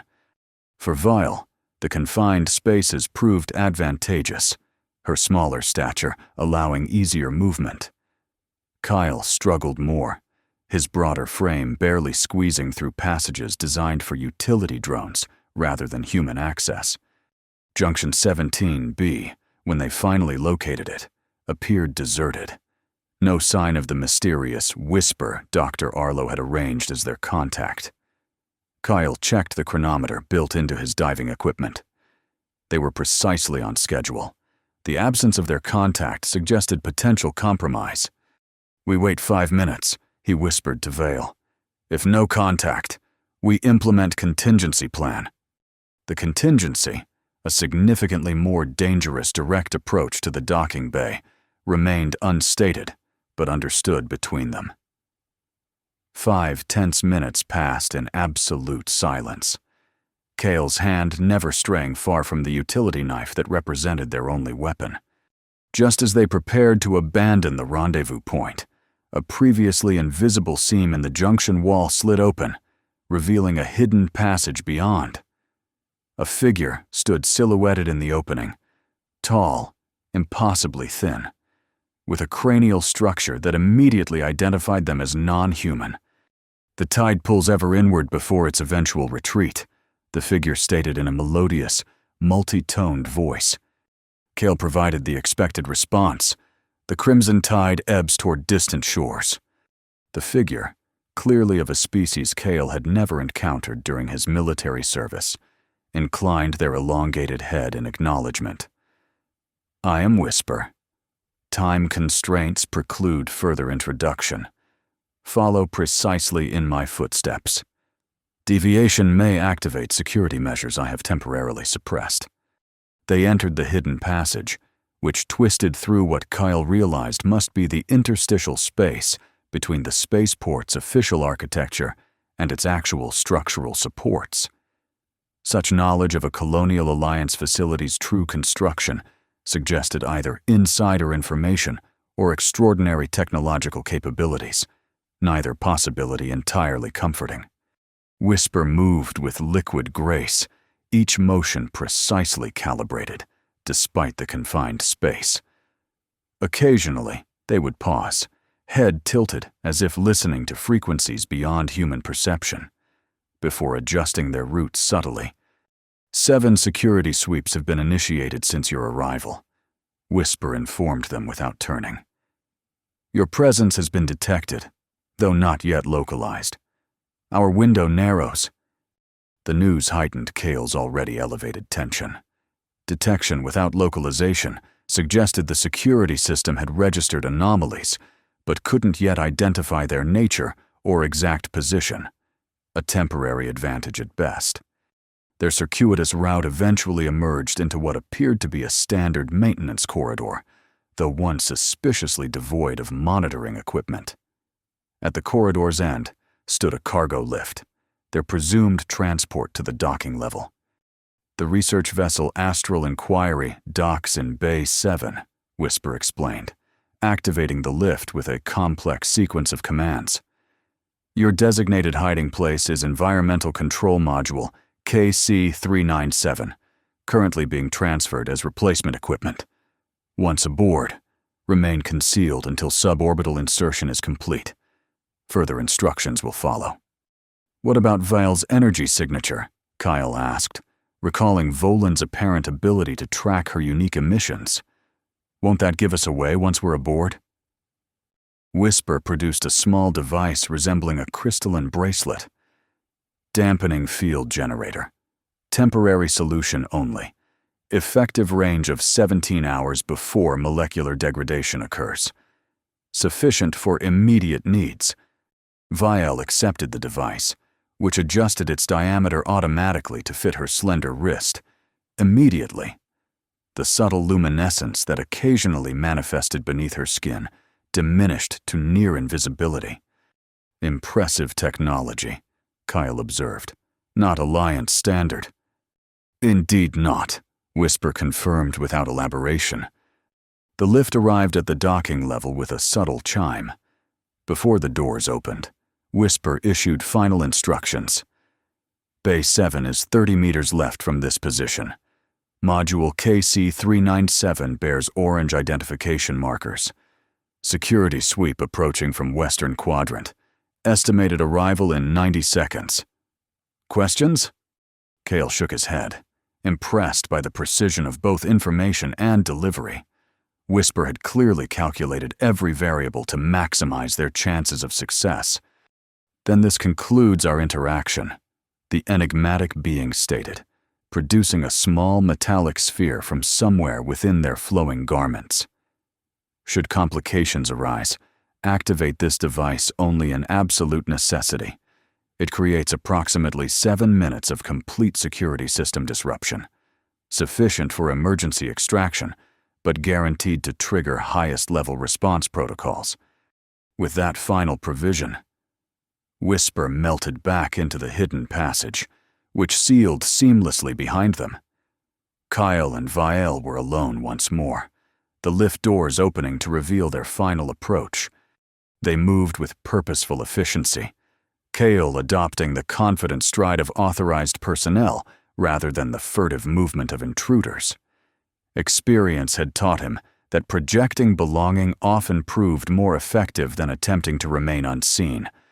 Bay 7 appeared ahead, a massive loading area where cargo of various classifications was being systematically transferred to the docked research vessel. The Astral Inquiry itself was visible through massive transparent barriers, a sleek vessel of unconventional design, its hull featuring the distinctive mottled pattern of advanced composite materials rather than standard Alliance metallurgy. Module KC-397 stood among a collection of equipment staged for loading, its orange markers visible from their position. Reaching it without attracting attention would require traversing an exposed section of the bay where multiple workers and security personnel maintained active operations. Cale assessed the pattern of movement, identifying a potential 30-second window when visual coverage would be minimized. With a subtle gesture to Vale, he indicated the timing and path they would take. The opportunity arrived as a large cargo container temporarily blocked security's line of sight. They moved swiftly but naturally across the exposed area, reaching the environmental module just as the container was repositioned. Kyle worked quickly to unseal the module's maintenance panel, creating an opening barely large enough for them to squeeze inside among the complex filtration equipment. The confined space was uncomfortable, but serviceable as a temporary hiding place. Through small ventilation slats, Cale could observe the loading bay operations, tracking their module's position in the loading sequence. 10 minutes, approximately, he whispered to Voyle, who had positioned herself in the module's most concealed section. Once we're aboard, we'll need to remain hidden until the ship breaks orbit. Vial nodded understanding, her expression betraying no fear despite the precarious circumstances. Her composure continued to impress Kyle, this child-sized being displaying courage that would challenge many seasoned adults. Their module was approaching the loading sequence when a commotion near the bay entrance captured Kale's attention. A squad of security personnel had entered, their movements displaying the heightened alertness of active search rather than routine patrol. Possible intrusion in loading bays 5 through 9, announced a command-level voice over the public address system. All non-essential personnel evacuate immediately. Cargo operations suspended pending security clearance. The development threatened their entire plan. If cargo loading halted, they would remain stranded in the module, exposed to inevitable discovery once detailed scanning began. Kyle's mind raced through potential alternatives, each less viable than the last. "Kyle," Vial whispered, her voice carrying unusual urgency. "The bracelet." He glanced at the dampening device on her wrist, now exhibiting signs of instability, micro-fractures spreading across its crystalline surface. "It's failing," he realized aloud. "Your natural energy signature is overloading it." The implication was immediate and dire. Once the dampening field collapsed completely, Vial's unique energy emissions would register on security systems with unmistakable clarity. Discovery would become not merely possible, but certain. In that critical moment, the loading bay doors unexpectedly sealed, emergency lighting activating as the facility's security protocols escalated to containment procedures. Through the ventilation slats, Cashel observed the security team's confusion as they responded to systems activating beyond their direct orders. "Attention all personnel." The announcement system crackled. "Radiation anomaly detected in Bay 7. Automated containment procedures initiated. Evacuation required. This is not a drill." The false alert, clearly whispers intervention, created immediate chaos. Security personnel found themselves caught between conflicting priorities, continuing their search versus following mandatory evacuation procedures for radiation exposure. Standard protocol eventually prevailed, with the bay rapidly clearing of all personnel. In the midst of this orchestrated confusion, the automated loading system suddenly accelerated, their module among several rapidly transferred to the research vessel before emergency lockdown completed. The entire sequence occurred in under 2 minutes, insufficient time for security to recognize the manipulation or override the automated systems. They were aboard the Astral Inquiry, their module now secured in the vessel's cargo hold amid dozens of similar containers. Through the ventilation slats, Kyle observed the final evacuation of the loading bay, followed by the unmistakable indicators of emergency departure protocols, flashing warning lights, and the distinctive hum of drive systems activating ahead of scheduled departure. "They're initiating emergency launch," he whispered to Voyle. Whisper must have triggered protocols that supersede normal clearance requirements. The research vessel's engines engaged with unexpected gentleness, artificial gravity compensating so effectively that only the changing view through distant viewports confirmed their ascent from Kythera's surface. Standard departure would involve gradual acceleration to minimize stress on the vessel's structure. Instead, the Astral Inquiry achieved escape velocity with alarming rapidity, suggesting propulsion technology well beyond Alliance standard capabilities. Only when the characteristic shudder of atmospheric transition had passed did Kale risk emerging from their hiding place. The cargo hold appeared deserted, automated systems maintaining environmental controls without human supervision, precisely as Whisper had predicted. "We made it," Kyle breathed, helping Vial from the confined space. "We're off planet." Their momentary relief was interrupted by the cargo hold's main access door sliding open. Kyle instinctively pushed Vial behind him, prepared to confront whatever security response had been mobilized. Instead, a single figure entered, human in appearance, with the distinctive physical characteristics of someone born and raised in low-gravity environments. The woman regarded them with analytical interest rather than alarm. "Fascinating," she commented, her accent marking her as from the outer colonies. "When our systems registered the energy pattern, I assumed equipment malfunction, xenobiological life form." Her casual assessment and lack of hostile action suggested prior knowledge of their presence. Kale maintained protective positioning nonetheless, years of ingrained caution not easily dismissed. "Who are you?" he demanded.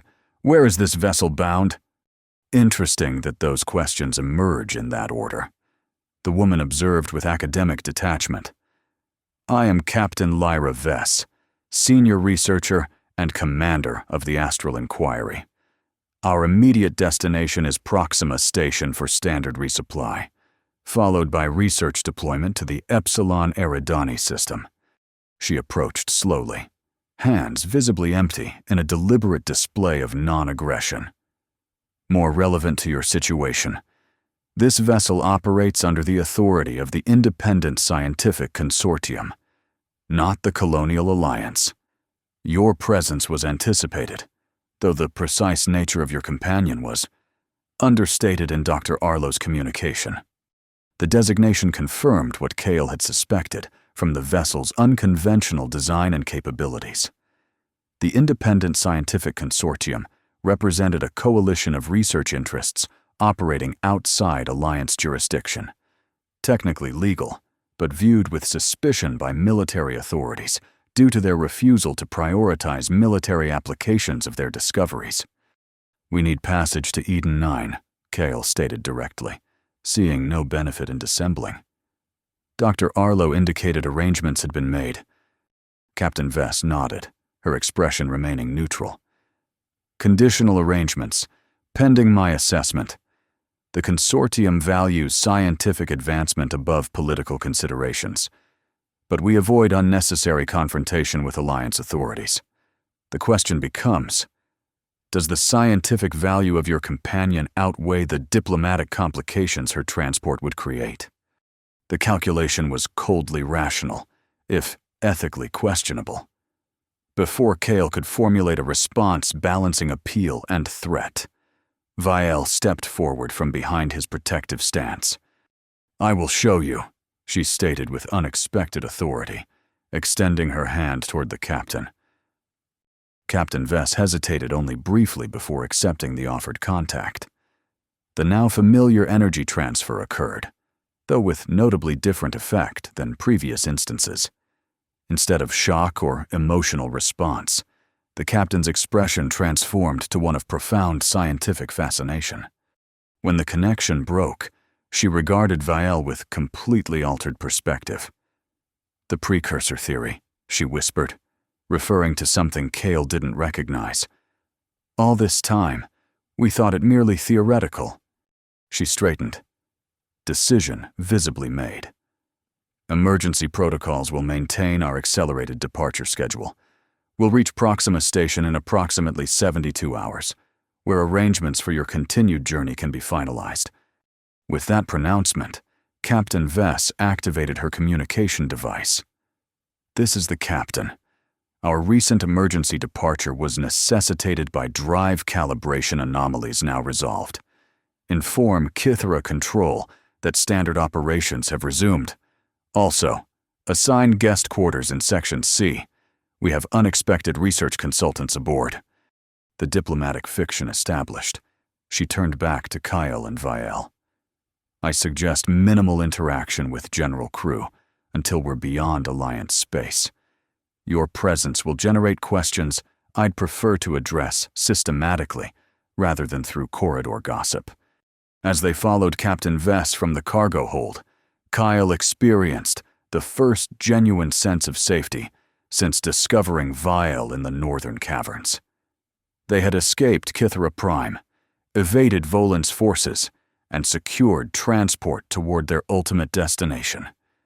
The immediate crisis had passed, yet questions remained, questions about Vale's true nature and the knowledge she had shared with both Dr. Arlo and Captain Vess. Knowledge that had transformed scientific detachment into committed alliance in both cases. "What exactly did you show them?" he asked quietly, as they traversed the research vessel's pristine corridors. "What changed their minds so completely?" Vile's response was typically direct, yet profoundly complex. The pattern, the connection, the coming darkness. Before Cale could press for clarification, they arrived at their assigned quarters, a comfortable suite clearly designed for visiting researchers rather than standard passengers. Captain Vess departed with assurances of further conversation once they were safely beyond Alliance jurisdiction. Left alone, Cale finally allowed the accumulated tension of their escape to dissipate. He sank into a cushioned chair, suddenly aware of the physical toll their journey had extracted. Vile, conversely, approached the suite's viewport with evident fascination, gazing at the stars now visible without planetary atmosphere to obscure their clarity. "We made it," Cale repeated, the reality still not fully processed. "We're actually off-planet." Vile turned from the viewport, her expression somber despite their success. "First step only.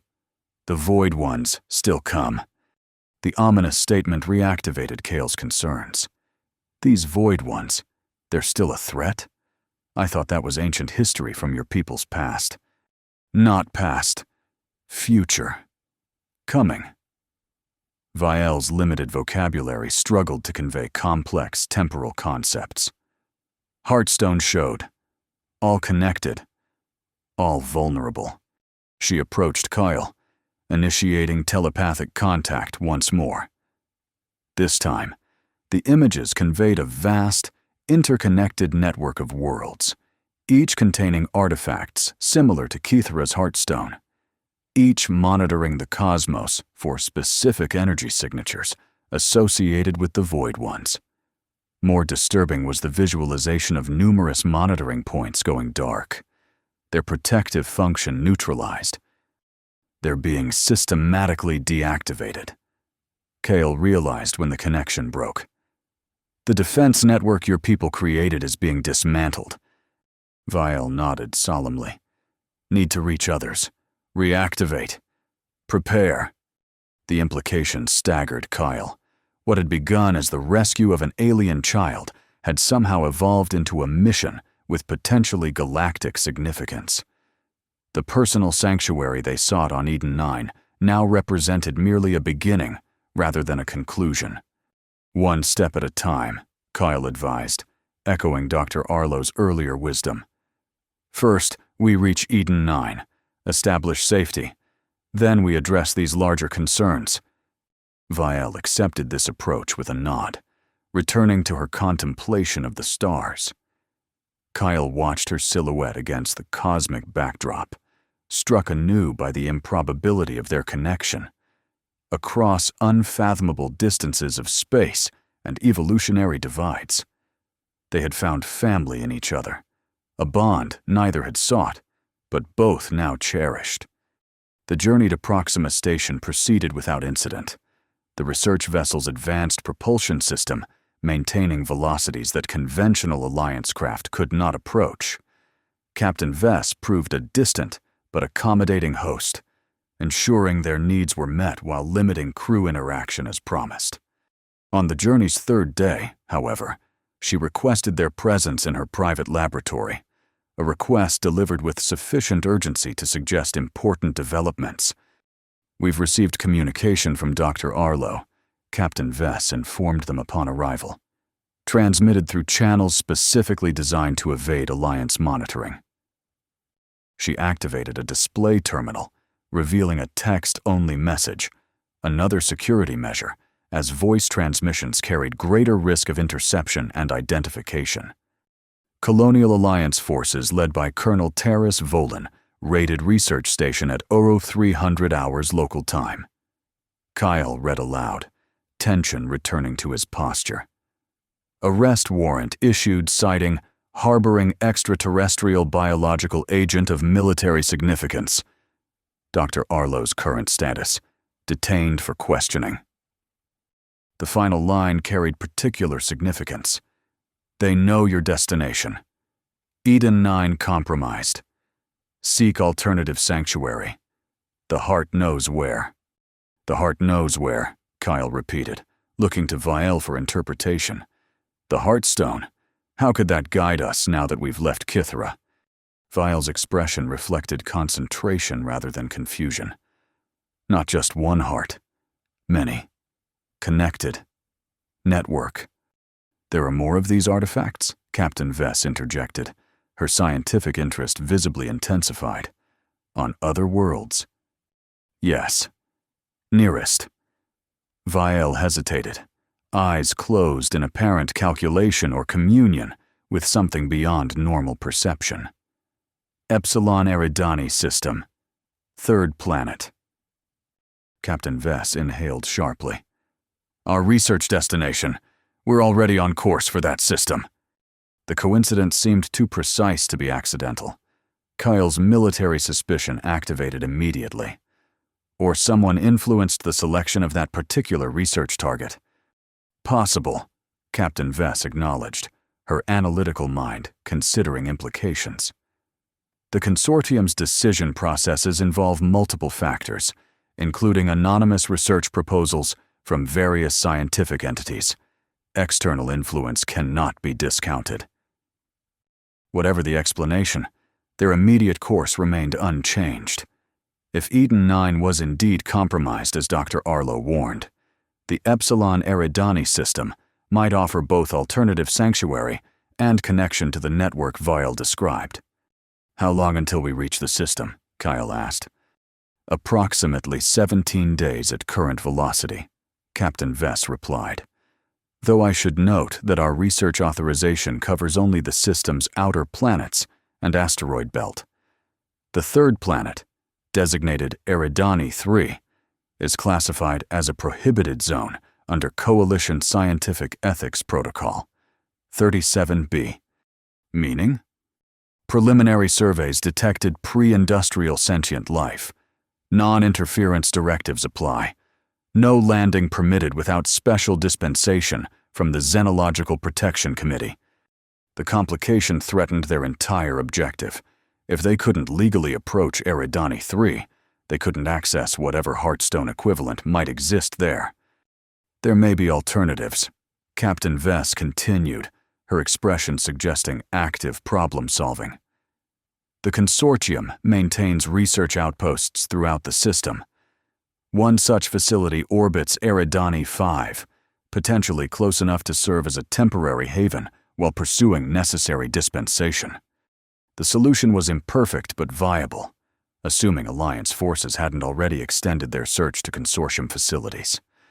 That calculation depended on how crucial Vale's capture remained to Volan's objectives, and how much influence the Alliance could exert on ostensibly independent scientific operations. We need contingency plans, Kale stated, military assessment overriding optimism. If the consortium outpost proves compromised, what alternatives exist within the system? Captain Vess activated a holographic display of the Epsilon Eridani system, highlighting various features as she spoke. The asteroid belt contains numerous mining operations, predominantly automated, but with maintenance crews cycling through on irregular schedules. Such facilities maintain minimal security, but offer limited long-term viability. She adjusted the display to focus on the system's fourth planet, a gas giant with multiple moons. Eridani 4b, the second moon, hosts a smuggler's outpost not officially acknowledged in consortium records, but nonetheless operational. Less conventional protection might be available there, though reliability remains questionable. The options represented decreasing levels of safety and legitimacy, from official consortium protection to the dubious shelter of criminal enterprises. Kale cataloged each possibility while recognizing a fundamental truth. Long-term security remained elusive without addressing the root cause of their pursuit. We need leverage, he concluded. Something that makes continued pursuit more costly than abandonment. The Alliance military structure responds primarily to strategic advantage. Captain Vess observed. What strategic element does your companion represent that justifies such resource commitment? The question demanded honest assessment. What made Vile so valuable to Alliance military interests? Her energy manipulation abilities certainly offered tactical applications, but sufficient to warrant interstellar pursuit? They don't know what they're really seeking, Kale realized aloud. Volin identified unusual energy signatures and potential technological applications, but he has no conception of the actual significance. The Heartstones, the defense network, the Void Ones. A limited understanding that makes her more valuable, not less. Captain Vess countered. Unknown potential inspires greater resource commitment than defined parameters. The assessment was coldly accurate. Alliance military doctrine prioritized control of unexplained phenomena, precisely because they represented both potential advantage and potential threat. Uncertainty drove escalation rather than restraint. Then we need to provide certainty. Kyle determined. Define the parameters in ways that discourage rather than motivate pursuit. Captain Vess raised an eyebrow. Elaborate? Information warfare, Kyle explained, drawing on military strategic training. We control what Volin and his superiors believe about Vial and her capabilities. Create a narrative that serves our objectives. The concept clearly resonated with Captain Vess's analytical approach. A calculated release of selected information through channels the Alliance considers reliable, but cannot directly attribute to your actions. Interesting approach, though implementation presents challenges. Their strategic discussion continued for hours, developing multiple overlapping plans based on different potential scenarios. Throughout, Vial remained largely silent, her attention focused on the holographic representation of the Epsilon Eridani system, particularly its third planet, where another piece of her people's legacy apparently awaited rediscovery. Only when they had exhausted immediate planning did Captain Vess leave them, returning to her command duties with renewed purpose. The scientific expedition had evolved into something far more complex, yet her commitment appeared unwavering, another testament to whatever Vial had shared through their telepathic connection. You've gained another ally, Kyle observed once they were alone. Captain Vess could have reported our presence to Alliance authorities at any point. Instead, she's actively assisting our evasion. Vial's response carried unexpected wisdom. Truth compels more strongly than force.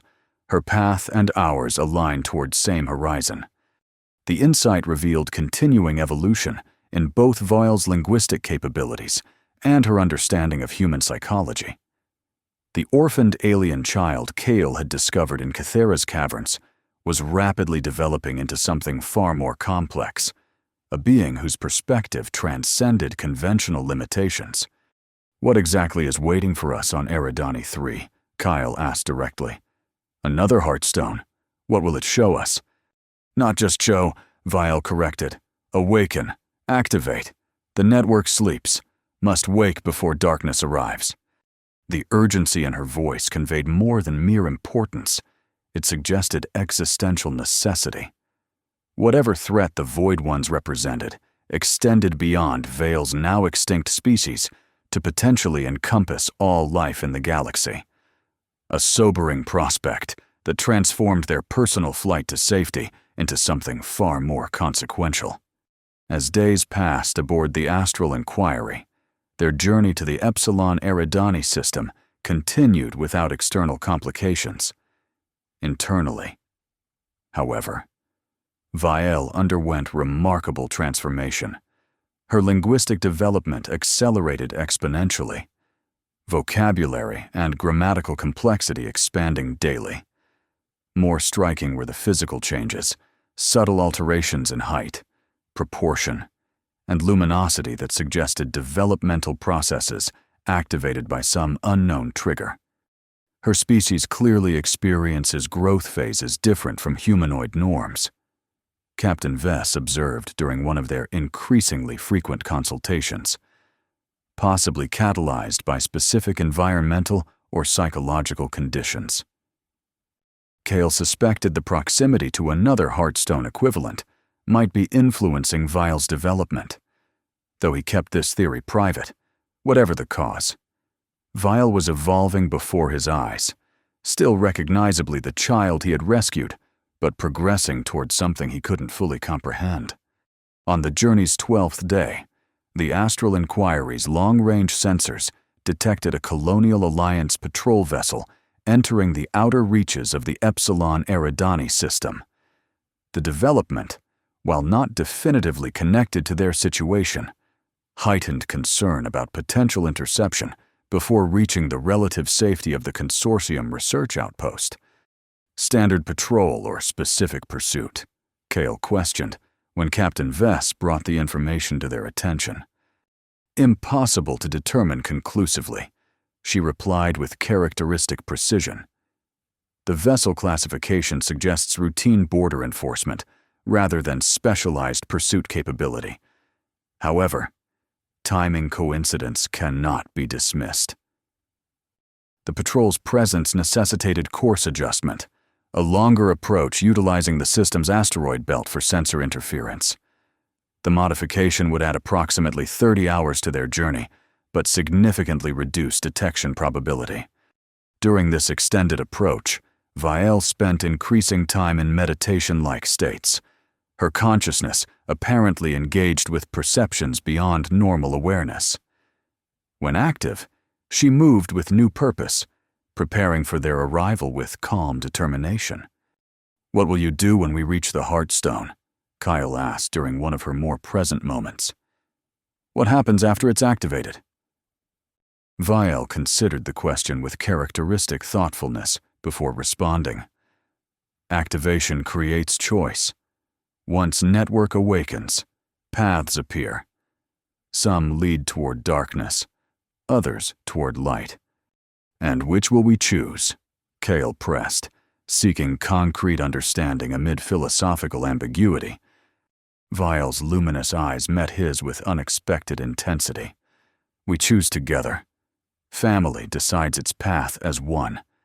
The declaration reaffirmed their bond, while simultaneously elevating Cale's role beyond mere protector. Whatever cosmic drama they had become entangled in, Vile considered his input essential to navigating its complexities. The responsibility was both overwhelming and profoundly moving.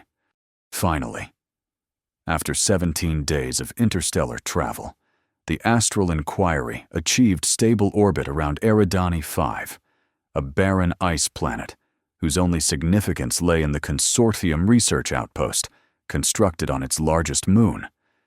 From this position, they could observe Eridani 3, a vibrant blue-green world whose atmosphere suggested conditions similar to humanity's original homeworld. Preliminary scans detect no unusual energy signatures from the planet's surface. Captain Vess reported during their final strategy session. If an artifact similar to Kithra's Heartstone exists there, it maintains effective concealment. "It waits," Vile stated with quiet certainty, "dormant until touched by Connected One." The assessment aligned with their experience on Kithra, where the Heartstone had remained undetected by conventional scanning until Vile's direct interaction activated its full capabilities. A prudent evolutionary strategy for artifacts intended to survive millennia, recognizable only to those specifically designed to interface with them. Transfer to the Consortium outpost proceeded without incident. Their arrival processed under Captain Vess's authority as a routine research consultation. The facility, a sprawling complex of interconnected modules suspended above the moon's icy surface, housed approximately 200 scientists and support personnel, all engaged in various research projects throughout the Epsilon Eridani system. "Your presence will be registered under Classification Protocol Omega-7, the outpost's administrative director informed them during processing. This restricts access to your identity and purpose to senior consortium personnel only. The security measure provided temporary protection, but Kale harbored no illusions about its long-term effectiveness. If Alliance forces specifically tracked them to this system, comprehensive investigation would eventually penetrate such administrative barriers. Their assigned quarters within the outpost reflected their ambiguous status, comfortable but isolated from main research areas, with communication capabilities restricted to internal systems only. A gilded cage, essentially, though one accepted with full understanding of the circumstances. The Consortium Council has been notified of your situation in encrypted format. Captain Vess informed them during her final visit, before the Astral Inquiry departed for its primary research mission. Deliberation regarding potential dispensation for Eridani 3 approach has begun, though final determination may require several weeks. Weeks we may not have, Kale observed, conscious of the Alliance patrol vessel still operating within the system. Captain Vess acknowledged this reality with a slight nod. Alternative transportation has been arranged, should circumstances demand immediate relocation. Outpost Bay 12 contains a modified survey vessel with enhanced stealth capabilities. Access codes have been programmed to your biometric signatures. The provision reflected exceptional foresight, or perhaps anticipation of inevitable complications. Either way, Kyle appreciated the contingency planning that aligned with his own military-honed instincts. "Thank you," he told Captain Vess sincerely, "for everything." The captain's typically detached demeanor softened momentarily. "The knowledge your companion shared, it transcends conventional scientific paradigms. The Consortium exists to expand understanding beyond Alliance-approved parameters. Your journey serves that purpose, whether my superiors fully comprehend its significance or not." With that acknowledgement, Captain Vess departed, leaving Kyle and Vile to adapt to their new temporary sanctuary, while awaiting either official dispensation or evidence of compromised security necessitating immediate departure. Days passed with deceptive tranquility. The outpost's routine operations continued around them, their presence generating initial curiosity that gradually diminished as work demands reclaimed priority. Kyle maintained vigilant monitoring of both internal communications and external system scans, alert for any indication of Alliance forces approaching the facility. Vile, meanwhile, grew increasingly restless, her attention constantly drawn toward Eridani 3, visible through observation ports as a distant blue-green sphere. The pull she experienced seemed almost physical in nature, an inexorable attraction to whatever awaited on the planet's surface. "We cannot wait for permission," she finally declared on their 7th day at the outpost. "The heart calls more strongly now. Urgency increases." Kale had noticed the changes in her, increased luminosity beneath her skin, fluctuating energy patterns that occasionally disrupted nearby electronic systems, and intensifying telepathic abilities that now manifested without direct physical contact. "The Consortium is still processing the request," he reminded her, though with diminishing conviction. Captain Vess indicated we should expect— "No time remains," Vial interrupted with uncharacteristic forcefulness. "The Void Ones have found this system. Their scouts approach." The declaration jolted Kyle from bureaucratic considerations to existential concerns. "You can sense them? From this distance?" The network awakens partially, even dormant. Warning signals activate. First indicators only, but sufficient to confirm direction and intent. If accurate, this development transformed their situation entirely.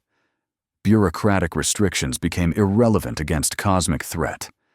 The question remained, would the Consortium recognize this reality if presented with Vale's perceptions? Before Kale could formulate an approach to this dilemma, The outpost's emergency alert system activated without warning. Red illumination replaced standard lighting throughout their quarters as an automated announcement echoed through the communication system. Attention all personnel. Unidentified vessels approaching from outer system. Defensive protocols initiated. All non-essential personnel report to designated secure areas immediately. This is not a drill. Kale accessed their quarters information terminal, overriding security restrictions with techniques gleaned from military intelligence training. The external monitoring feed revealed the situation with stark clarity. 3 vessels of unmistakable Alliance military configuration had entered detection range, their trajectory indicating direct approach to the consortium outpost. Volan, Kale concluded grimly. He found us. Not Volan, Vielle corrected, her expression reflecting complex emotions beyond simple fear. Something else. Something using Alliance ships. The Void Ones don't come themselves first. They use others. The assertion seemed implausible, suggesting that cosmic entities capable of consuming star systems would concern themselves with military puppetry. Yet Kale had witnessed enough of Vielle's accuracy to consider even the most extraordinary claims worthy of consideration. We need to reach the survey vessel, he decided, gathering their minimal possessions. Whether it's Volan or something worse, remaining here endangers everyone in this facility. They navigated the outpost's suddenly chaotic corridors, emergency protocols creating both confusion and opportunity as personnel focused on assigned crisis stations rather than unauthorized movement. Outpost Bay 12 proved minimally guarded, a single technician finalizing departure preparations for multiple vessels under emergency evacuation protocols. Authorization? The technician demanded as they approached the modified survey vessel Captain Vess had designated for their use. Omega-7 classification, Kale responded, using the designation established during their processing. Priority departure under consortium director's authority. Whether convinced by the classification or simply overwhelmed by emergency circumstances, the technician processed their access without further verification, more concerned with preparing multiple vessels for potential evacuation than questioning specific authorizations. The survey vessel, officially designated Epsilon Research Platform 12C, proved impressively equipped despite its modest size. Advanced stealth systems, enhanced propulsion capabilities, and sophisticated sensor arrays suggested design priorities beyond standard scientific requirements. Automated launch sequence engaged, Kale announced once they had secured themselves within the vessel's control cabin. Departure in 30 seconds. Outside their viewports, the outpost's bay doors opened to reveal Eridani 5's stark landscape beyond, and more disturbingly, the approaching Alliance vessels now visible as more than abstract sensor readings. Their configuration confirmed Kale's initial identification. Coalition-class interceptors, specifically designed for pursuit and capture operations. The survey vessel detached from its docking clamps with a slight shudder, maneuvering thrusters guiding it clear of the outpost's immediate vicinity before main engines engaged. Unlike conventional research craft, acceleration achieved combat-grade parameters almost instantly, pressing Kyle and Vielle into their adaptive seating with significant force, tracking systems active on pursuing vessels. The ship's artificial intelligence announced in neutral tones. Evasive protocols initiated. The AI's response to threat detection without specific instruction confirmed Kale's suspicions about the vessel's true purpose. This was no ordinary research platform, but something designed for precisely their current circumstances. Rapid extraction under hostile conditions. Set course for Eridani 3, Kale instructed.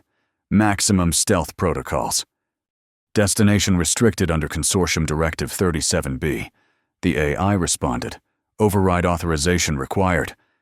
Before Kale could attempt security circumvention, Vielle placed her hand on the control interface, energy transferred visibly between her and the system, displays flickering momentarily before stabilizing with new configuration. "Override accepted," the AI announced, its voice subtly altered. "Course adjusted for Eridani 3 approach, stealth systems at maximum capacity." The interceptors responded immediately to their course change, adjusting trajectory to maintain pursuit despite the survey vessel's impressive acceleration. Their response time suggested automated systems rather than human operators, another detail supporting Vial's disturbing assertion about external influence. "They track the energy signature," Vial observed, studying the tactical display with unexpected comprehension. Not the vessel itself. The distinction offered potential advantage. If the interceptors followed Vial's unique emissions rather than conventional tracking methods, perhaps those emissions could be manipulated to create deception. "Can you project your energy signature?" Keitel asked, tactical possibilities forming rapidly. "Make it appear elsewhere?" Vial considered briefly before nodding. "Limited distance, temporary duration, sufficient distraction. Perhaps." The strategy materialized with military precision in Cale's mind, a variant of electronic countermeasures adapted to their unique circumstances. They would approach Eridani 3's night side, minimizing visual detection, while Vial projected her energy signature toward the system's asteroid belt, creating a false target for pursuit. Implementation proved more challenging than conception, the survey vessel's impressive capabilities notwithstanding. The interceptors maintained relentless pursuit, their combined sensor arrays compensating for individual limitations. Every course adjustment was matched, every attempt at sensor deception countered with adaptive algorithms suggesting capabilities beyond standard Alliance military parameters. "The Void Ones enhance them," Vial stated with disturbing certainty. "Standard vessels, not standard function." Whether literal truth or metaphorical explanation, the practical reality remained unchanged. Direct evasion had failed. Alternative approaches became necessary. "Prepare for atmospheric entry." Kyle instructed the AI as Eridani 3 grew larger in their viewports. "Ballistic approach, minimal energy signature.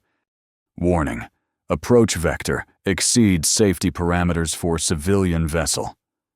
The AI responded, structural integrity compromised at calculated entry angle. "Override safety protocols," Cale commanded, his military experience providing confidence in the vessel's actual rather than stated capabilities. "Execute specified approach."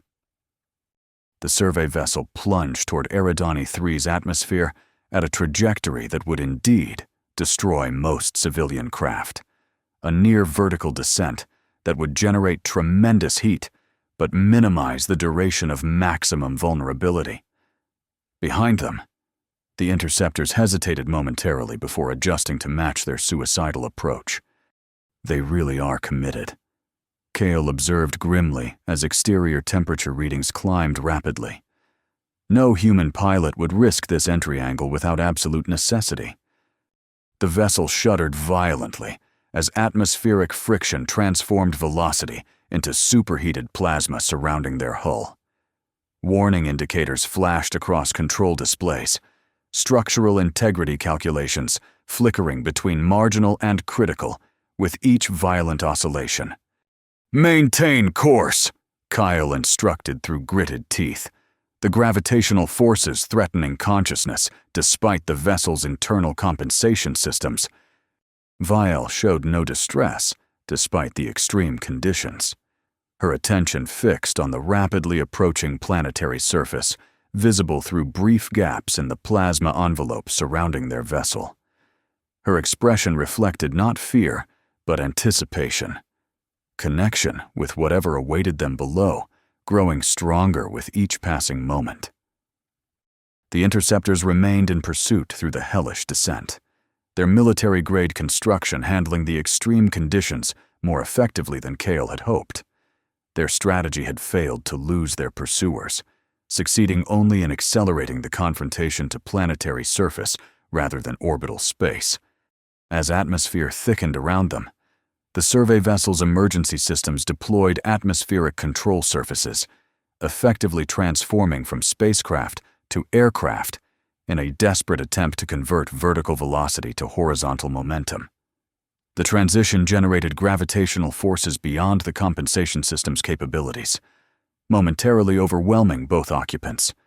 When Kyle regained full awareness, they had achieved marginally controlled flight over what appeared to be a vast oceanic expanse, altitude stabilizing at approximately 3,000 meters. Behind them, the interceptors had likewise survived atmospheric entry, though one displayed visible damage that affected its maneuverability. Landmass approaching, the AI announced. Designated landing zone available within operational range. The information surprised Kale. Landing zones suggested prior exploration despite non-interference protocols. Before he could question this apparent contradiction, Vielle provided explanation without prompting. The heart chose landing place, prepared for our arrival. Whether literal truth or convenient interpretation, the practical benefit remained. A designated safe landing area preferable to water ditching with pursuing interceptors closing rapidly. The landmass materialized on the horizon, an island of significant size with varied terrain, including what appeared to be dense vegetation and elevated formations. At its center, a circular clearing provided obvious landing opportunity, visible even at their current distance. Proceed to designated landing zone, Kyle confirmed, simultaneously activating the vessel's limited defensive capabilities, not weapons per se, but countermeasure systems that might disrupt pursuing craft's targeting systems. Their descent toward the island proceeded with controlled urgency, the damaged interceptor falling increasingly behind, while its companion maintained uncomfortable proximity.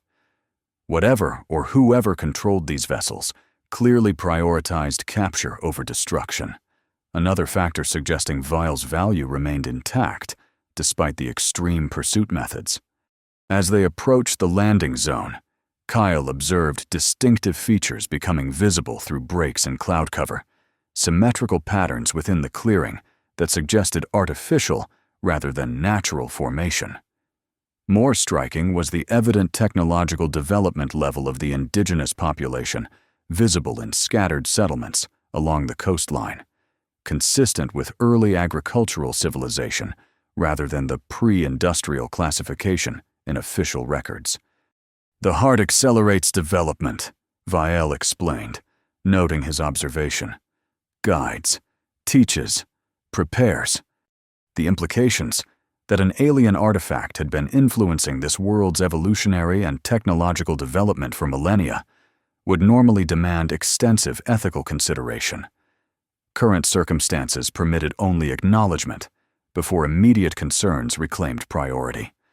Their landing approached with controlled desperation, the remaining interceptor close enough that weapon lock seemed inevitable before touchdown. In that critical moment, Vielle closed her eyes in intense concentration, her form briefly pulsing with accumulated energy before releasing it in a directed wave toward their pursuer.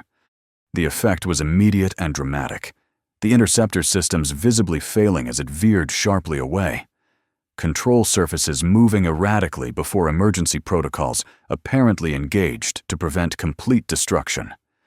The intervention created precious separation, allowing their final approach without immediate threat. The survey vessel touched down with controlled roughness, its landing systems compensating admirably for velocity that exceeded designed parameters. As external sensors confirmed breathable atmosphere, remarkably Earth-like in composition, Kyle initiated immediate disembarkation procedures, conscious that their disabled pursuer represented temporary advantage rather than definitive escape. The heart lies beneath, Vielle announced as they emerged onto Eridani 3's surface for the first time. Deep but accessible, it awaits awakening. The clearing around them revealed its artificial nature more clearly from ground level, concentric circles etched into the soil and reinforced with stone. creating a pattern reminiscent of ancient Earth labyrinths, but with mathematical precision impossible for primitive tools. At the pattern's center stood a stone structure resembling a temple or shrine, its architecture blending indigenous materials with design elements that appeared incongruously advanced. They proceeded toward this central structure with urgency tempered by Vial's evident reverence for their surroundings. The air carried unfamiliar scents, vegetation similar to Earth equivalents, but with subtle chemical differences detectable even to human senses. More notably, the ambient energy that Vial had described throughout their journey manifested as visible atmospheric phenomena, subtle auroras despite full daylight, and localized gravitational anomalies affecting plant growth in geometrically precise patterns. The temple entrance revealed itself as they approached, an aperture that adjusted its dimensions in apparent response to Vial's proximity. Beyond this adaptive threshold lay a descending passage illuminated by the same bioluminescent organisms Kyle had observed in Kythera's subterranean chambers, suggesting deliberate transplantation across star systems. "How far down?" Kyle asked, conscious that pursuit would resume once the interceptor crew recovered from Vial's electromagnetic disruption. "Not distance that matters," Vial replied cryptically. "Time. Resonance must build before connection establishes." Despite the enigmatic response, they proceeded downward with measured haste, the passage gradually transitioning from rough-hewn stone to the same crystalline material that had composed Kythera's Heartstone chamber. This transformation suggested they approached another node in the interstellar network Vial had described, another piece of her people's legacy preserved across millennia. The passage eventually opened into a vast subterranean chamber whose dimensions defied the modest exterior structure that had marked its entrance. Architectural impossibility aside, the chamber's most striking feature was its central element, not a spherical artifact like Kythera's Heartstone, but a crystalline column extending from floor to ceiling, pulsing with internal energy that cast prismatic patterns across the entire space. "The heart of Eridani," Vial announced with quiet reverence. "Different form, same function, connected to all others across space." Kale surveyed the chamber with tactical awareness despite its spiritual ambiance, noting multiple passages leading from the main space, evidence of extensive subterranean development beyond their immediate location. More concerning was the absence of obvious defensive measures against pursuing forces who would inevitably track them to this location. "What happens now?" he asked, attention divided between the magnificent artifact and practical security concerns. Instead of responding verbally, Vial approached the crystalline column with purposeful steps. As she neared its perimeter, the structure's internal illumination intensified dramatically, pulsations synchronizing with her movement patterns in evident recognition. Upon reaching the column, Vial placed both hands against its surface, the now familiar energy transfer occurring with unprecedented scale. The entire chamber responded, illumination patterns accelerating, while the crystalline material itself appeared to liquefy partially around her touch, creating an interface uniquely suited to her physiological structure. The connection, once established, triggered transformation throughout the chamber. Dormant systems activated sequentially, previously invisible inscriptions illuminating across wall surfaces to reveal complex mathematical equations and astronomical charts spanning multiple galaxies. Most dramatically, a holographic representation materialized above them, a three-dimensional star map highlighting numerous points connected by luminous pathways. "The network," Kyle breathed in understanding. "Each point represents another heart." Vial nodded without breaking her connection to the column. "Some active, some dormant, some destroyed. The pattern weakens as connections fail." The visualization adjusted to highlight specific regions in alarming red illumination, sectors where connection points had gone dark completely, creating vulnerabilities in what appeared to be a comprehensive defensive network spanning the galaxy. More disturbing was the evident progression, a systematic pattern of deactivation advancing toward their current location. They're methodically destroying the network, Kale realized aloud. The Void Ones. They're dismantling your people's defense system piece by piece. Yes, Vielle confirmed, her voice altered by the connection, deeper, more resonant, carrying echoes of others speaking through her. The harbingers precede full manifestation. What your people perceive as Alliance vessels are already compromised. Early-stage infection that precedes complete transformation. The revelation confirmed Vielle's earlier assertion about their pursuers, while elevating the threat beyond mere military capture to existential danger. If Alliance forces had indeed been compromised by these Void Ones, the implications extended far beyond their personal safety. Before Kale could fully process these revelations, the chamber's ambient energy patterns shifted abruptly, a warning system activating in response to external threat. The visualization above them transformed to show immediate surroundings, revealing multiple figures descending the entrance passage with military precision. "They've found us," Kale stated unnecessarily, drawing his utility knife, a pitiful weapon against whatever advanced technology their pursuers wielded. But his only available option. Vielle remained connected to the crystalline column, though her awareness clearly encompassed their tactical situation. The heart defends itself when awakened. Stand ready, but do not interfere.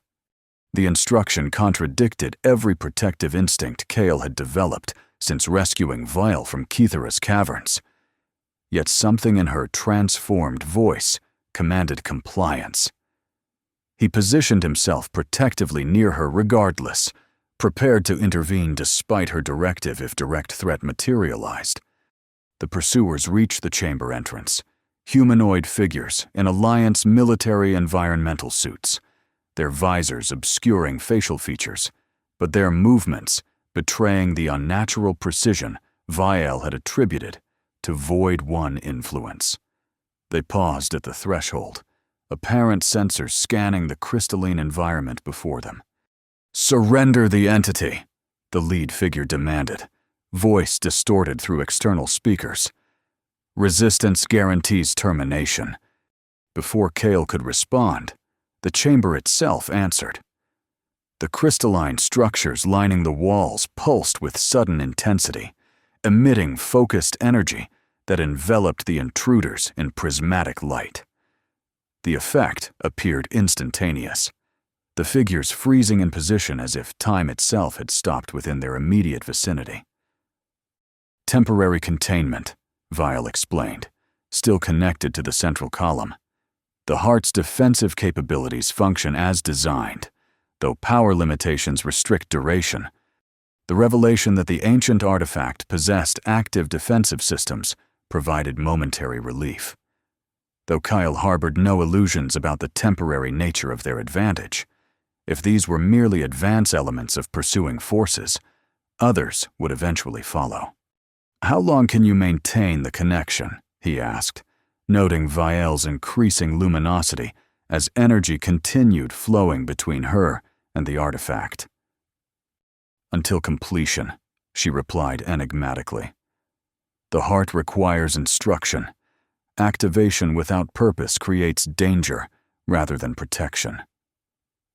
The cryptic response suggested complexity beyond immediate explanation, a decision point rather than simple mechanical activation. Whatever process Vielle had initiated involved more than merely powering ancient systems.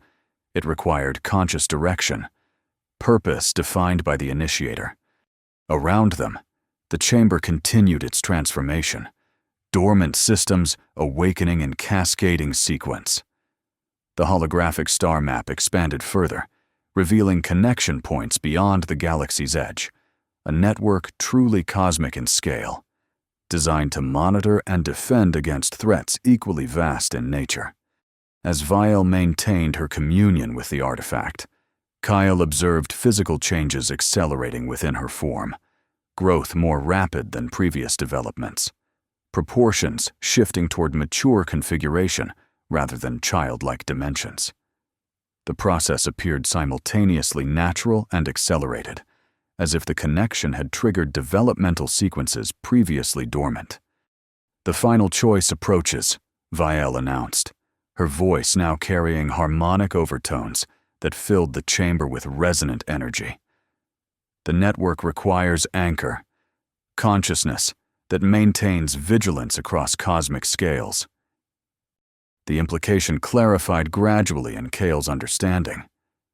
"You're becoming that anchor," he stated, realization bringing immediate concern. "Binding yourself to the network permanently." "One possibility," Vial acknowledged. "The heart presents paths. Some require separation.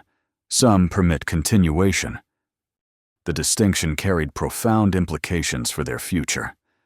Whatever choices the artifact presented apparently included options that would either separate them permanently or allow their continued journey together. The decision point Kale had sensed approached with increasing clarity. "What happens if you become this anchor?" he asked, needing to understand the full consequences before that critical moment arrived. Physical form transcends current limitations. Consciousness extends across network nodes. Perception encompasses galactic scale. Vial's explanation remained clinical despite the extraordinary transformation described. Individual identity persists, but expands beyond conventional parameters. "And us?" Kale pressed, the family they had formed together foremost in his concerns. "What happens to our connection?" For the first time since initiating contact with the artifact, Vial turned her gaze toward him, her eyes now containing galactic patterns similar to those displayed in the holographic projection above them. "That forms the choice's core. Connection maintained through regular communion, or severed for greater defensive capability. The binary choice presented impossible parameters: maintain their hard-won family bond, but potentially compromise the network's defensive capabilities, or sacrifice personal connection for greater cosmic protection. A decision with implications far beyond individual preference, yet intensely personal in its emotional impact. "There must be another option," Kale insisted, approaching the column despite instinctive caution regarding its energy field. "Something that doesn't force that particular choice." As if responding to his demand, the artifact's energy patterns shifted again, the holographic display reconfiguring to highlight a specific location within the galactic map, a star system near the galactic core, marked with distinctive symbolism unlike other connection points. "The origin point," Vial explained, recognition evident despite never having seen this particular representation before. "Where First Heart was created, where greater options exist." "Another Heartstone, more powerful than this one?" "Not just heart. Source. Creator of hearts. My people's beginning and final sanctuary." The revelation suggested an alternative path, neither immediate separation nor compromised defense, but a journey to this origin point where additional possibilities might exist. A third option that maintained hope for both personal connection and cosmic security. "How do we reach it?" Kyle asked, practical considerations immediately asserting themselves. "It's near the galactic core, thousands of light years from here. The hearts connect, create passages when fully awakened. Difficult, dangerous, but possible. The prospect of instantaneous transport across interstellar distances strained credibility, despite everything Kale had witnessed thus far. Yet the alternative, conventional space travel across such vast distances, represented practical impossibility given their circumstances. "Would we travel together?" he asked, the essential question underlying all practical considerations. Yes, Vial confirmed, the single word carrying profound reassurance. Family remains together. The chamber shuddered suddenly, crystalline structures vibrating with alarming intensity. The contained intruders at the entrance showed signs of breaking free from their temporal suspension, evidence that the artifact's defensive capabilities indeed faced limitations against whatever influence controlled them. Decision point approaches, Vial announced with renewed urgency. The heart cannot maintain multiple functions simultaneously. Defense or passage, choice must be made. The binary choice had transformed but remained fundamentally challenging. Remain here, using the artifact's power to defend against immediate threat, but sacrificing potential long-term solution. Or risk immediate vulnerability for passage toward the origin point, where greater options awaited. Military strategy suggested defensive consolidation, secure immediate position before attempting forward movement. Yet the visualization above them showed additional hostile forces approaching the surface structure, reinforcements that would eventually overwhelm even the artifact's impressive capabilities. The passage, Kale decided, military and emotional considerations aligning toward the same conclusion. We take the passage to the origin point. Vial nodded, her connection to the crystalline column intensifying visibly as energy patterns throughout the chamber realigned toward this new purpose. The holographic display contracted, focusing exclusively on the pathway between their current location and the designated origin point, a journey spanning vast distance, yet apparently possible through the network connections Vial had described. Prepare, she instructed, her voice now carrying authority beyond her apparent years. Transition approaches. The chamber's energy patterns accelerated dramatically. Crystalline structures throughout the space resonating at frequencies that created both audible harmonics and visible distortions in the surrounding air. At the chamber's center, directly before the column, Vial remained connected to. Space itself appeared to fold inward, a dimensional aperture forming with precisely defined boundaries. Now, Vial commanded, finally breaking contact with the artifact and reaching toward Kyle with urgent gesture. We must move together. The contained intruders broke free from their suspension simultaneously, advanced weapons deploying with mechanical precision as they assessed the changed situation before them. Their reaction time, inhumanly fast, allowed targeting acquisition even as Kale and Vial moved toward the dimensional aperture. Energy weapons discharged with devastating effect, impact points on surrounding crystalline structures, creating cascading fracture patterns throughout the chamber. The artifact's defensive systems responded with counterattack, prismatic energy engulfing the intruders once more. Not in temporal suspension this time, but destructive disintegration that reduced environmental suits and occupants alike to component particles. The exchange created precious seconds for Kale and Vial to reach the aperture, its boundaries fluctuating with increasing instability as the chamber's structural integrity deteriorated around them. Hand in hand, they stepped into the dimensional passage, a transition that felt simultaneously instantaneous and eternal, their consciousness expanding briefly to encompass the vast network through which they traveled. Images flashed through shared perception, countless worlds where similar artifacts maintained vigilant watch against cosmic threats, civilizations at various developmental stages, some influenced by the network's guiding presence, and most disturbingly, regions where darkness had already established dominance, worlds consumed by entities whose nature defied conventional understanding.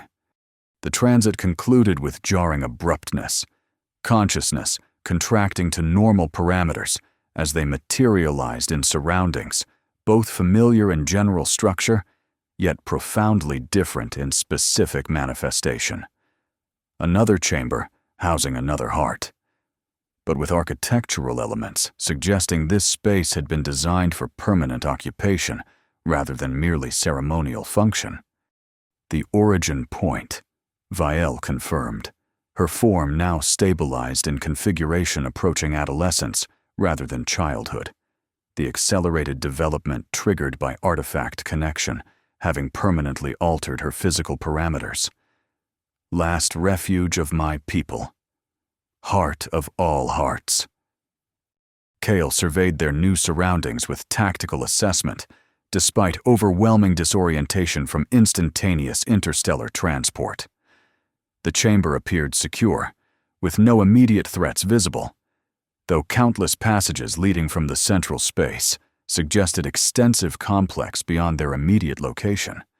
Most striking was the central artifact, not a column like Eridani III's heart, nor a sphere like Kythera's, but a complex, crystalline structure resembling nothing so much as a throne, sized for beings of approximately human proportion. Its surface pulsed with energy patterns similar to other hearts, but significantly more complex, suggesting capabilities beyond those they had previously encountered. What now? Kegel asked, the question encompassing their immediate situation and longer-term prospects alike. Vielle approached the crystalline throne with evident recognition, despite never having physically visited this location before. Final communion, complete awakening, then choice. The process resembled previous interactions, yet carried heightened significance in this ultimate sanctuary. As Vielle established connection with the throne, the entire chamber responded with unprecedented activation, not merely illumination or holographic display, but physical transformation as dormant systems engaged after millennia of waiting. Walls shifted configuration, revealing living quarters and functional spaces beyond ceremonial aspects. Environmental systems adjusted to optimal parameters for both human and Vielle's physiology. Most significantly, comprehensive tactical displays materialized, showing galactic-scale strategic information, including Void 1 advancement patterns and remaining defensive capabilities throughout the network. My people's final legacy, Vielle explained as information transfer completed, her connection to the throne maintaining but no longer requiring direct physical contact. Not merely defense, but renewal, continuation. The concept clarified as additional systems activated, biological preservation units containing genetic material from Vielle's species, technological repositories housing their accumulated knowledge, and most surprisingly, terraforming capabilities designed to transform nearby worlds to support relocated populations. They planned for both victory and defeat, Kale realized, comprehending the dual-purpose nature of the facility. Defense against the Void Ones if possible, preservation and eventual renewal if necessary. Yes, Vielle confirmed. The choice reflects this duality. Commit fully to defense, become one with the network in ways that transcend physical form, or accept partial defeat, preserve what remains, and build anew elsewhere. The decision had evolved beyond their personal connection to truly cosmic scale, defensive last stand versus strategic withdrawal and eventual counterattack. Neither option guaranteed success against enemies whose capabilities had already consumed countless worlds, yet both offered pathways beyond mere surrender. And us? Kale asked again, the personal dimension remaining paramount despite cosmic implications. What happens to our family in either scenario? Vielle's expression softened from cosmic awareness to personal connection, the transition revealing that despite her accelerated development and expanded consciousness, the bond they had formed remained central to her identity. Defense pathway requires separation. My consciousness distributed throughout network. Physical form maintained, but fundamentally altered. Renewal pathway permits continued connection, though responsibilities would grow as restoration proceeds. The choice, when framed in these terms, seemed obvious from Kyle's perspective. Yet he recognized the immense responsibility Vile carried, the legacy of an entire species, the defense of countless worlds beyond their own concerns. His preference could not override cosmic obligation. "What do you want?" he asked simply, removing his own desires from the equation entirely. The question appeared to surprise Vile, suggesting her people's legacy programming hadn't anticipated prioritizing individual preference over strategic necessity. Her response emerged slowly, considered, rather than programmed. "Want," she repeated, the concept itself requiring contemplation. "I want family, connection, purpose that includes rather than transcends relationship." The declaration carried profound significance beyond its simple phrasing. A sentient being choosing personal connection despite cosmic responsibility. Finding pathway that honored both rather than sacrificing either. The renewal pathway, she concluded with growing confidence. Defensive capabilities remain substantial even without complete consciousness integration. Preservation and eventual counterattack offer greater probability of success than last-stand defense alone. As this decision solidified, the Origin Point facility responded accordingly, tactical displays reconfiguring to emphasize preservation protocols while maintaining defensive capabilities at optimal available parameters.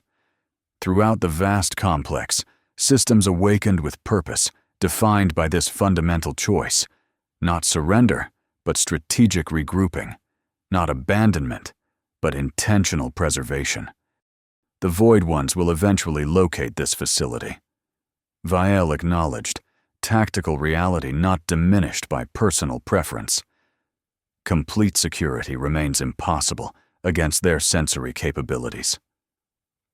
"Then we prepare for that eventuality," Kale responded, military strategic training asserting itself. "How long before they track us here?" Conservative estimate, 17 galactic standard months. Accelerated estimate under worst-case parameters, 6 months. Sufficient time for initial preservation protocols and evacuation planning. The time frame provided operational parameters for their immediate future: complex but not impossible, challenging but not hopeless, strategic withdrawal rather than desperate flight. "Where would we go?" Kale asked, the question fundamental to any evacuation planning. If this facility represents your people's ultimate sanctuary, what remains beyond it? Vile gestured toward a specific section of the tactical display, a region far from major galactic trade routes, sparsely populated, but containing numerous worlds with compatible biospheres. The sanctuary cluster, prepared by my people but never activated. Terraforming initiated but suspended when the final conflict escalated beyond projected parameters. Habitable with minimal additional preparation. The region appeared to offer genuine possibility, isolation providing security, existing preparation reducing establishment timeline, sufficient resources supporting eventual counteroffensive development, a true strategic reserve rather than desperate last refuge. "Then we begin preparations immediately," Kale decided, his military background providing framework for the enormous task before them. Inventory available resources, establish evacuation priorities, develop contingency responses for various timelines. Vile nodded agreement, her connection to the Origin Point systems facilitating immediate implementation of these directives. Throughout the vast complex, automated systems engaged with renewed purpose, millennia of dormancy giving way to focused activity. As operational planning proceeded, Kale found moment to consider their personal situation amid cosmic drama. The child he had rescued from Kithra's caverns had transformed dramatically, physically, mentally, and in terms of cosmic significance. Yet the essential connection between them remained intact, evolving rather than diminishing through these extraordinary circumstances. "When you said you wanted me by your side forever," he observed during rare quiet moment between tactical planning sessions, "I never imagined it would involve quite this scale of commitment." Vile's expression, increasingly capable of subtle emotional communication despite physiological differences, reflected both amusement and profound affection. "Family transcends expectation," she replied with wisdom beyond her apparent years. "Discovers path through darkness toward light, together." The simple truth resonated beyond their immediate circumstances to encompass the journey that had brought them to this moment, from isolated grief to found family, from desperate flight to purposeful resistance.